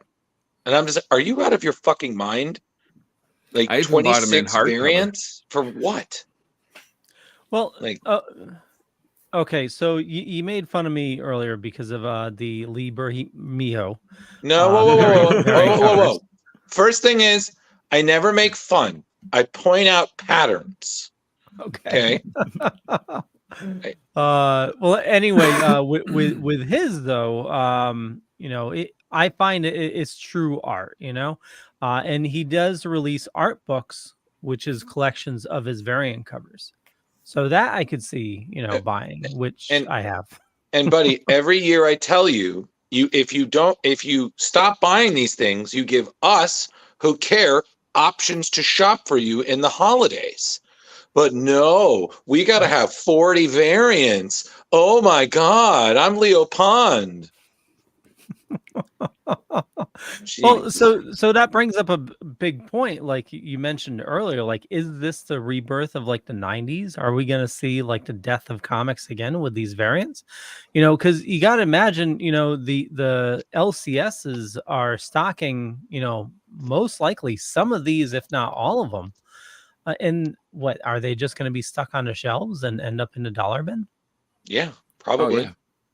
So Leo, are you predicting it's getting worse? Because I mean, sales of comics, certainly mainstream comics, are at an all-time low. Yeah. I think this is, you know, they're trying to figure out gimmicks to you know, to move comics, and they don't realize, like, you know, like the art germ covers, you know, well, storylines, yes, but if there's like a, you know, a really hot artist, have them do, you know, the covers, you know. Yeah, but Leo, the thing being is that comics is just like movies. They go through fads. I mean, like best example, do you remember when Marvel Zombies was a thing and there were all those Marvel Zombies variant covers and yeah, they sold like hotcakes. Now, nobody cares. Yep. What's I- his I name would was rather making bank. I would rather just own a thing of the prints of the covers rather than buying a damn comic, you know? Yeah, Well, it makes sense. Just a and some of these variants go for, you know, Oh, yeah. they're special order, but some of them are really pricey. Yeah. Well, Leo, it's the same thing I say about when you don't like a book, just don't buy it. And Oh, eventually, yeah. when the sales tank and these things are cluttering up stores, they're like, okay, well, clearly that's a bad idea. So next quarter, none of those. Yeah. But they'll find something else. Yeah. I yeah, was they'll- doing. they'll- I got caught up in it during volume 2 of Batman when they were doing a lot of black and white variants. I was trying to get out to the store and get all of them before they were sold out. It was a tough time. Yeah, in the 90s I did that, you know, the friggin' Legends of Dark Knight, all those variant covers they had of that, and yeah, it's Leo, it was the 90s. Mistakes were was. made. Hey, it all started Isn't that right, with, Rich? Mistakes were made in the 90s. Absolutely. That's why we didn't have cell phones then. no, we all had, you know, 10 copies of Silver Surfer number 50. Yeah. If we Well, had that's because cell every phones, comic none of fan in the them would- 90s thought that they were slick and they were like, oh, I'm going to buy 10. I'm going to sell a bunch later. The yeah. price will go up. And then Superman dies. Everyone's like, oh, I'm going to buy tons of these. And sell them back. How much do I can get? You can get what you paid for it, $3.99. What? Yeah. Bubble pops. Now, 99-cent bin. Yep. All right. Next, we got Rich on here with the Superior Spider-Man. Yes. Returns. Right. So Dan Slott, 10 years later. One of the most popular takes on Spider-Man is returning to the Marvel stable this coming Wednesday. Superior Spider-Man returns, transporting Doc Ock into the body of Peter Parker once again for an all-new story. Once again, as I said, it's the first story in over a decade for Dan Slott writing the script with the Marvel mainstays Christos Gage, his art, and Ryan Stegman, Mark Bagley, Umberto Ramos, and Giuseppe Camuncoli. Yep. The House of Ideas recently revealed a preview for the story's debut issue, which is the, of course, Superior Spider-Man Returns #1. He slings again. The Redefine the Amazing Spider-Man returns to celebrate the 10th year anniversary, the most monumental and shocking Spidey story in a generation. Yep. And and Dan Slott says in no way we're telling you how it goes, but he promises no time travel, and he promised that it's going to be new and not rehashed storylines. So Dan Slott has a pretty good track record, so we're going to trust him. And I got to say, maybe a year or two later is when I actually started stopped buying physical comics, and this was one of the storylines that I remember being really impactful toward the end of my run. And absolutely. So I don't know. You guys looking forward to this one? Absolutely. I am wondering, how do we already know how Doc Ock gets stuck back in the body of Peter Parker? Well, I think, Jeremy, this story might be taking place back when from what I understand of the preview pages, I think this is back when Ock was in Peter's body. Was? Okay. Yeah, so because this, he's like already happened. Yeah, from what I can tell is we see Ock as, Ock, arms, glasses, bowl cut. And then we see him as Peter, and he's, in the suit. He's got his mean looking look. He's talking to his little spider bots. So it looks like the story might be taking place back when Ock was occupying Peter's body, because I know at one point he was occupying a clone body of Peter, that essentially he was back to being Doc Ock. That was later in his run when he was still doing Spider-Man. But I haven't kept up with Spider-Man since he left the series, so I really don't know where Ock is. I know he's back and he's Doc Ock and he's, I don't know, mad as hell and can't take it anymore. I'm not sure. I'm not gonna take it. But I think it's taking place in the past. But I mean, Dan's doing it, and if there's any writer I have faith in Spider-Man, it's Dan Slott. And I know there's some people who would be like sacrilege, and I was like, you know what? Again, I loved everything he did with it. Not everything was great, but he took a lot of chances, and a lot of them paid off. Mm-hmm. So, in my opinion. Next, this is how we combine covers. Drew, tell us about the Teenage Mutant Ninja Turtles Halloween special. I'm super pumped by this because me and our great friend of the show, Justin Cooper, interviewed the writer for this, Eric Burnham, who we later had on the show talking about Ghostbusters and such. So this is the series that that Eric was working on. And it was originally, from what I understand, it was originally just supposed to be a mini series, but the sales were so good they decided to continue it. So this is an example of that. Saturday Morning Adventures Halloween Special 2023. So you've got excuse me, you've got Eric doing the story, Sarah Meyer, Dan showing, Dan being his frequent collaborator from the Ghostbusters doing the art, and Jack Lawrence doing the covers. So as the synopsis is, as Halloween approaches, the Teenage Mutant Ninja Turtles must face their fears when a powerful and mysterious being challenges them to prove their mettle in a nightmarish test of bravery.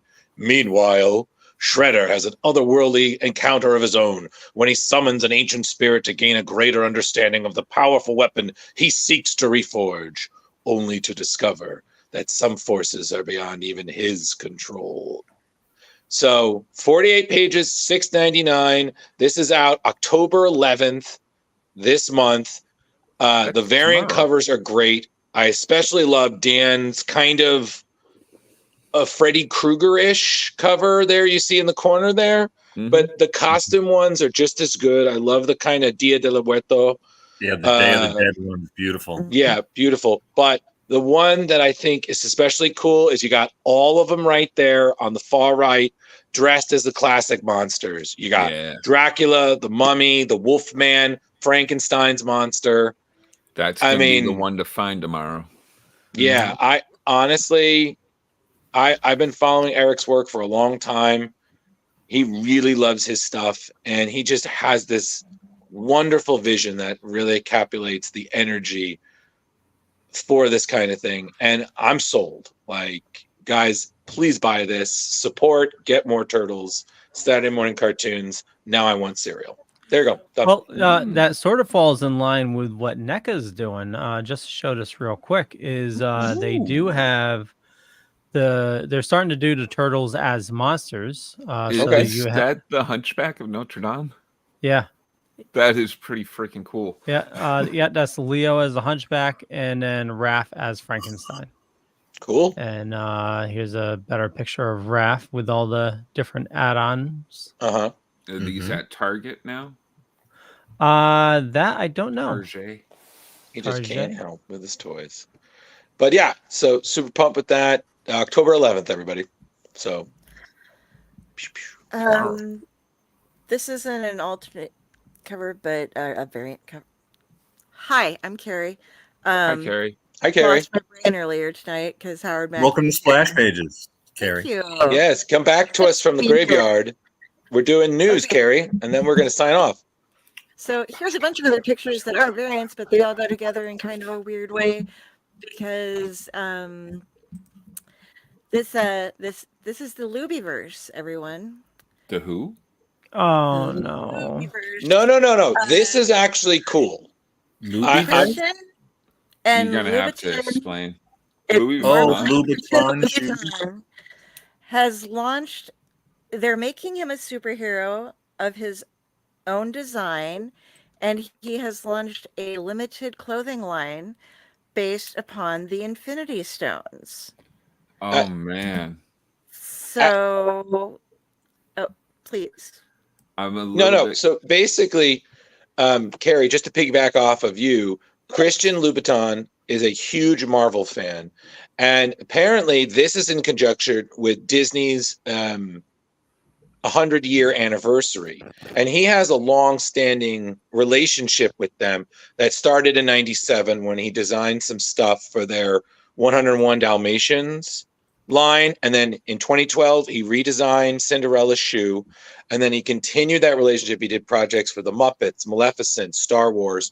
So this is essentially his contribution to Disney's 100th anniversary, which we saw. So Carrie and Leo were showing he had stuff that involves the Infinity Stones. Some of his stuff involves the Infinity Stones. Namor, he has he's a big fan of Namor, so he essentially reinvented the Louboutin scales into something called Spike's Namor. So it's a reimagination that pays tribute to his Atlantis background. I wish we could get a better look at the bag. Yeah, so I think something like that. So you got that. See that you got the Infinity Gauntlet there with the heels and the shoes and whatnot. And then also even has stuff with Moon Knight. So it's pretty amazing. So for the first time ever, kind of again piggybacking off Carrie, he introduced him as a superhero. He's very so. Are these covers or are these actual products? No, these are actual products, Leo. Yeah. So there's the one issue. I don't know if there's variant covers for that. No, there isn't. Well, I think there might be just one, but Carrie, correct me if I'm wrong. It's just a one issue tie-in to the products where he's a superhero. Yeah, he's apparently been affiliated with Marvel for about 25 years or so, doing different things, and has decided they just decided that, okay, you can be a character, you're releasing a line of books, so they have him in Wakanda, like, studying the stuff and designing clothing. I'm telling you, I'm gonna get this, because just in case they ever introduce him in any of the movies, this is going to become a valuable comic. Watch. Well, I'm telling you, there's not going to be many printed. Well, Jeremy, it's looking like it's going to be pretty jam-packed. I mean, from what I understand, Black Widow, Shuri, Guardians, Avengers, like they're shelling out for this to make a big deal. Be interesting. So I do have a picture of where Marvel is headed, or they may have already headed. Jump in the shark. Monday, Tuesday, Wednesday, happy days. Sorry, I just had to do that. I thought it was better when he jumped the shark in Arrested Development. Tom says that the internal movie monster figures are at Walmart. Thank you, Tom. Oh, nice. Very cool. But hey, Tom, thank you by the way, Carrie, for the shout out. I apologize if I kind of hijacked your news a little bit. So it's all good. You are knowledgeable. We're going to jump back over to Rich now with some Wonder Woman Trinity covers. Yes. All right. So, as most of you know, Tom King rebooted the Wonder Woman series this summer. And with that, the popularity of Wonder Woman's daughter, Trinity, was debuted there. So it was one of the most exciting things that happened to the character in a long time. And that excitement has now carried over into Trinity getting her own book in 2024. Now also being written by Tom King with his partner Daniel Sampierre and Belen Ortega, telling stories about Trinity as a kid while also hinting at what lies ahead for the character. Sampierre isn't the only regular King collaborator to contribute to the 48-page, with both Mitch Gerard's Evan Shaner offering variant covers alongside Jorge Jimenez and Ortega. Sampierre provides the main cover for the issue. So you should look out for that. And we all know Tom King's, obviously the rise of that book and the popularity of it. You're just going to continue to read the more intricate stories that are spun off from it. Well, it's actually really interesting because I've read the first issue and I thought it was a real nice blend of politics, but also the world of Wonder Woman. Because we've seen stories where Wonder Woman is essentially an enemy of the government, but she still is Wonder Woman. So you got that, but the villain he's created and this history behind it, it could be some really interesting stories. And again, it's nice to see something that's unexpected in comics, because it proves that while a lot has been done, there is still new territory to explore, Rich. Just you have to be creative, and as we've seen with Tom King, he can be creative. Indeed. And I think something that you guys have just proved in the conversation is that while these covers are neat to look at, and we said before, I think just inspiring a new comic and just having the new material itself is enough to sell the comic. You don't need the covers to force the sales when you have the stories. 100%. So Well, also, I mean, being like Drew said, opening your mind to it, just being totally inventive. Like the storyline that they already started, which was in Wonder Woman 800, is very cool. You have Trinity with Damian is Batman now, and I think is John is Superman. Yeah.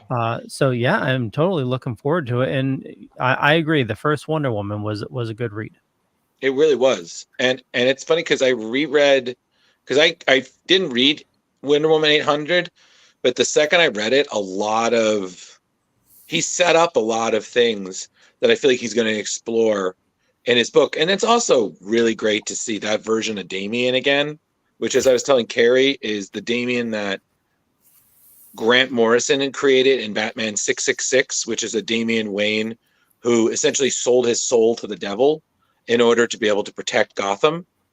So it's a more supernatural Damian, but he's grown up, but he's still a little shit. So still good. Still entertaining as hell. But no, but it's Tom's doing very good work with there. But I mean, again, we've seen when he's left to his own devices, he does a pretty good job. So, but for us, Leo, the chore is going to see if we can get him on an interview, which we learned. Oh, yeah, that would be awesome.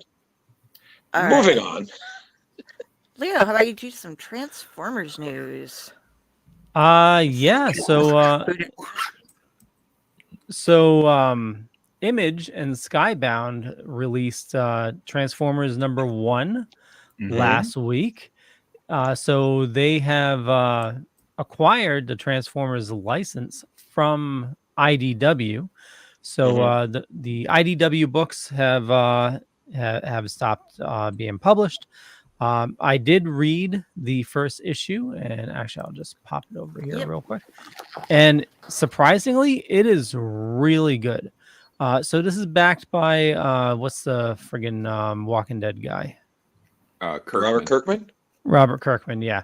I don't believe he wrote it though. Let's see. So writer and artist Daniel Warren Johnson. So what I really enjoyed about this is if you're a G1 fan, this here is essentially taken right from the very first cartoon episode. Oh, wow. Yeah, the storyline is very similar with a couple of twists. Go back one? Yeah. The familiar mountain. Very familiar right there. Yeah. Yep, totally. And I mean, it's the same ship. And the same thing where the ship starts to bring them back to life. But they did include Jetfire, which is pretty cool. I'm not going to go over the whole thing. I definitely urge you I was going to say, Leo, we talked about spoilers, buddy. Yeah. But yeah, it came out last week, and I urge everybody, if you are a Transformers fan, definitely pick it up. So, Leo, briefly before we get to more news, because there is more news, being a fan of that, do you recommend that people usually go into reinventions? Because how many times has Transformers been redone and everything? Do you go in with like low to moderate expectations? Yeah, I mean, when I heard it was coming out, I added it to my pull list right away. With a hope that it was going to be really good. But yeah, with IDW, like the storyline's been going everywhere. It was hard to really pick up and try to get caught up into the storylines. But I do enjoy that they're sort of like resetting it back to zero. Okay. Jar, do you do the same thing with your beloved He-Man? Yeah, I go in usually because, I mean, let's all face it, He-Man, it's a hard pill to swallow if you go back and rewatch it. Yeah. So you got to go into each comic book kind of hoping you're going to get something new and fresh and entertaining, most of all. But a lot of times, like right now, what they're doing is just doing little anthology books, which Okay. I'm not Listen, too. buddy, I'm still hoping that when you have some free time, you're going to work on that campaign to get one of our guests that credit he deserves for the first He-Man. Remember? Well, for real, Paul Kupperberg there. Right. He needs some recognition, but actually, I'm really excited because he hasn't been a guest yet. I'm going to actually get him on the show. Chris Campana, Oh, great nice. artist, actual personal friend. Cool. But he is just breaking into the world of Marvel with his variant covers and stuff, and I believe he's taking on Spider-Boy pretty soon. So Good luck. I'm his He-Man though. This is why I brought him up. Is amazing. I would love for him to be the artist on He-Man someday. Well, that is a dream for me and him. And back to the news. back to the news. Okay, cool. So, this has some variant covers on it. Drew, let's go into Marvel Gods with. Oh, yes. issue 2. So, Marvel Gods issue 1 released last week, and I have to say, solid read.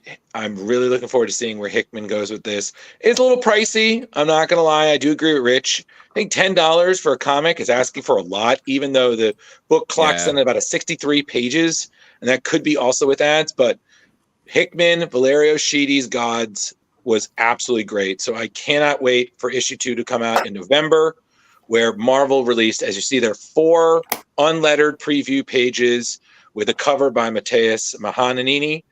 See, Jar, you're not the only one who has trouble with saying names. And variants by Mike Del Mundo and Alan Kwan. So we see the Sorcerer Wynn, who is the gentleman there is the gentleman we saw earlier in the first cover, wild hair, scar.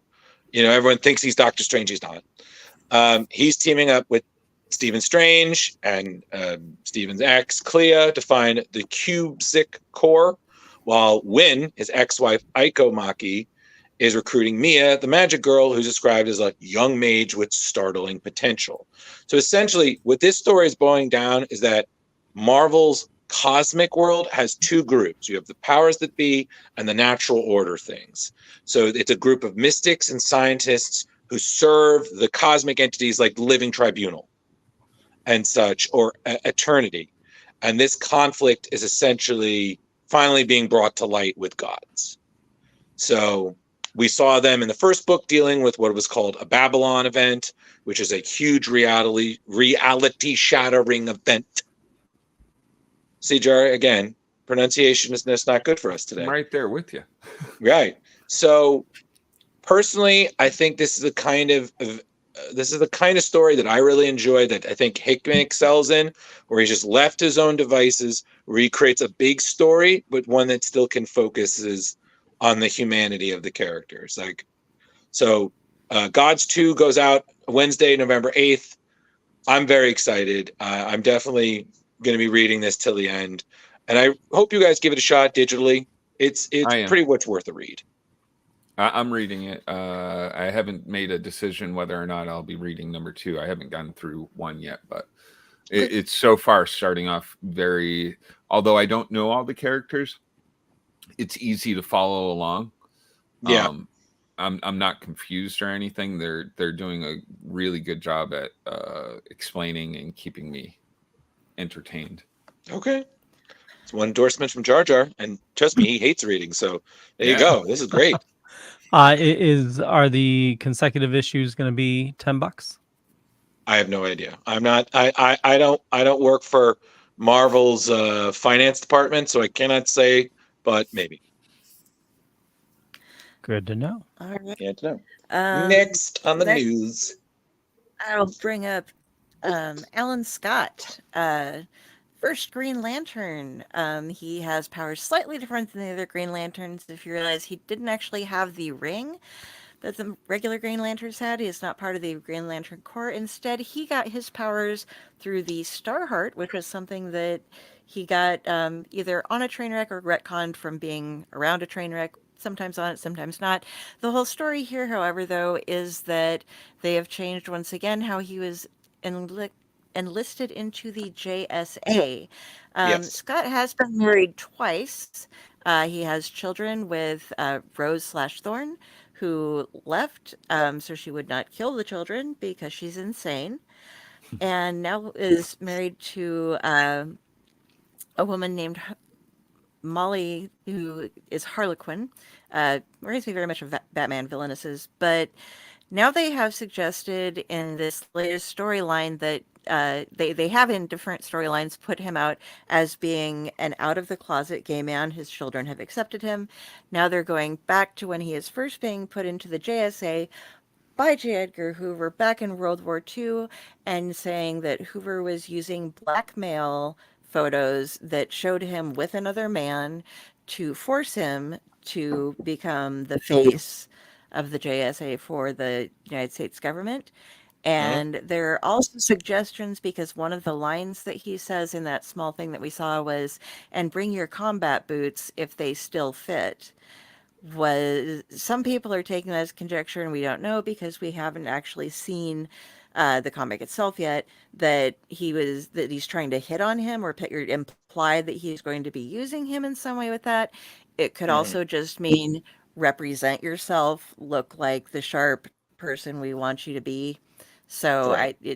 until we get actual proof, we don't know that, but there is proof that at this point they're deciding that they're blackmailing him. So we're just going all over the place with this poor man's identity.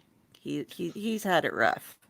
Well, But essentially what they're doing is they're reinventing JSA, because originally JSA was gathered, like in one origin, he was gathered by Dr. Fate to stop Germany from destroying the US. Now you have the JSA is simply a propaganda machine for the war effort, and Green Lantern is this loner who's well known, and they're like, we want your cred for our new team. And when he doesn't want to play ball, J. Edgar Hoover does what he did best. He blackmailed people to get what he wanted. so moving right along, we have more Green Lantern news as well. I'm Yeah, this assuming one's a this Jar Jar. All right, so it seems Hal's ring in the newest issue 4, has been Sinestro tries to take his ring and learns that because Hal forged his own ring with his own willpower, nobody else can use his ring. Unlike the other Green Lantern's rings, who have been, well, Hal's before it got destroyed and remade, Right. was able to be stolen by Batman, Wonder Woman, not stolen, but used by Batman, Wonder Woman, even Lobo at one point. Deathstroke has stolen it before. So it's kind of a crazy new power. I don't know if it'd be called power, but well, it's almost like it's a protection, Jeremy. This is like the equivalent of fingerprint ID for your phone, your but ring. It's the most powerful weapon in the galaxy. The willpower, or like a DNA check for a gun. Yeah. Yeah. But that's really all that's going on there. Well, I mean, it's an interesting addition. I mean, it is. Again, you have, the Green Lantern ring, which is considered an almost impossibly dangerous weapon in the DC universe. It's kind of making it a little bit easier to understand, because now it's like, okay, yeah, anybody can be a Green Lantern, but you can't just use anybody's ring. Yes. So. Right. Ooh, Last maybe they're gonna item. make it so you gotta forge your own ring like a lightsaber. That'd be kind of cool. You got the Chlorians have to add up. Yeah, you gotta get your own kyber crystals, and yeah. Speaking of Ahsoka, where did that kyber crystal come from? Moving on. He had all the parts. Moving on. Carry us out of here on this last bit of news. Thank you. So, with last bit news, the latest in Marvel's graphic novels is Shang-Chi and the Quest for Immortality, written and illustrated by Victoria Ying, whose film credits include Tangled, Wreck-It Ralph, Frozen, Moana, and Big Hero 6, as well as her own manga series, manga series, City of Secrets and City of Illusion. We have 12-year-old Shang-Chi, who we know is one of the two children, his other one being his younger sister, Shi Hua, who are the only children of 5 Weapon Society leader Zheng Zhu, who is a harsh master, and Zhang just wants to be loved and respected by his dad, improved in his eyes. So when he finds out his father's powers are weakening, he discovers of something that can actually essentially help him get the powers back. So for the first time in his life, he leaves the palace to explore the world, hoping to return, which is something called the Peaches of Immortality, to give his dad. But being out in the real world, which is very different than palace life, as we've seen with Princess Jasmine and Aladdin, it's a different world out there. It's a whole new So world. he meets a bunch of people, including one who's a boy named Lu, who Don't you essentially dare close reveals your that he may not actually know who his dad really is. So in the end, with his home and his dad on the line, is he going to save his dad, or does his dad deserve to be saved at all? So this book is out on sale now. And honestly, from the pages, it looks pretty cool. And I mean, I will give credit. Marvel has been pumping out a lot of, I would say, more kid-friendly, but still, entertaining to adults books lately. And I'm all for it, because I'm all for people reading. And I'm all for people discovering new characters. And sometimes, as we've talked before, out of continuity stories can be really great when you don't give a shit about what's going on in the current world. So Yeah. It's just my 2 cents. That's true. That sounds. Usually it's apples, but peaches work too, as far as the immortality thing myths go. But yeah, I have heard peaches and pears included as well in that. So There you that go. sounds rather interesting. Yep. Yeah. As So long as it's out not now, mangoes, everybody. because that would kill me. So yeah. Okay. I think that's all the news. It's done. That's the news, folks. Yeah, it only took us 12 extra minutes. By the way, that was creepy as hell with the "Don't you dare close your eyes, Jeremy." Don't you That dare is- close your eyes. Like, what the Just fuck come did that with come me. from? All Okay. right. Disney. Well- Didn't say close our eyes. Does that mean the show's almost over? Leo, take us yeah. out. I want to thank everybody for watching this fine evening. You know me, just Google me, you'll find me. I'm everywhere. He But is. I run the Dorkening Podcast Network. You can head on over to thedorkening.com. You can see, a lot of awesome people doing a lot of awesome stuff right there. And I do a bunch of stuff during the week along with Splash Pages here. I'm also doing the Dork Night, Comics Paradox, Still Token with Midweek Geeks. There's something else in there too. I can't remember what it is. But anyway, we got a lot of awesome stuff going on. And without further ado, we will kick it over to Carrie. Hey, everybody. When I am not fangirling out over Howard Mackie, and I am not hanging out on Splash Pages in the Dorkening, or maybe sometimes the Midweek Geeks in the Dorkening, you can find me over at the Owlite Network as well, where I do podcasts on Sundays, every now and then on Mondays, and very rarely on Thursdays. But we do everything about storytelling over there. That's our main focus. You can find me at Carrie Sanders on Facebook. If you see a little squirrel, this is the squirrel. If you see a crow, that is me. You can find all of my links from there. Look me up. We'll say hi. We'll hang out. Next. Jar Jar. Hey, everything Leo said, a little bit of what Carrie said, add in a little bit more of what Rich is going to say, and then some of what Drew says, and that's going Shut to the be fuck up. exactly what I said. Jackass. But yeah, check out the adventures of Nancy Ann Ritter, which will be dropping episode 2, I believe, this coming Sunday. And as I said, everything else they all said. Awesome. Velvet. Hey, it's your man, Velvet J, and you just got through another award-winning Splash Pages. And whether you call him Dematis or Demateus, we just want to wish everyone a safe and loving week until we see you next week, because there are people in this world going through horrible things, whether it's in Ukraine or Israel/Palestine. We love you all. We are here for humanity, and be good to each other. Peace and love. Peace and love. Well said, Mr. Drew. How can I follow that up? He just ends with the best note, and suddenly it's me. This is the worst ending ever. God. Hi, everybody. When I'm not bitching at circumstances here at Splash Pages or, answering everyone's questions when they can't remember mundane facts, Leo.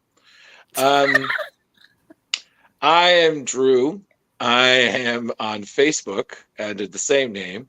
If you need to have any idea of my Instagram and you've been watching the show more than once, look down below in the ectoplasmic green section of my personal life. I do things and I've been known to talk, but if you bore me, I will shut you down quicker than Chernobyl should have been. That's all I have to say. Goodbye. Chernobyl should have been. Catch you later. Bye. See ya. Bye, everybody.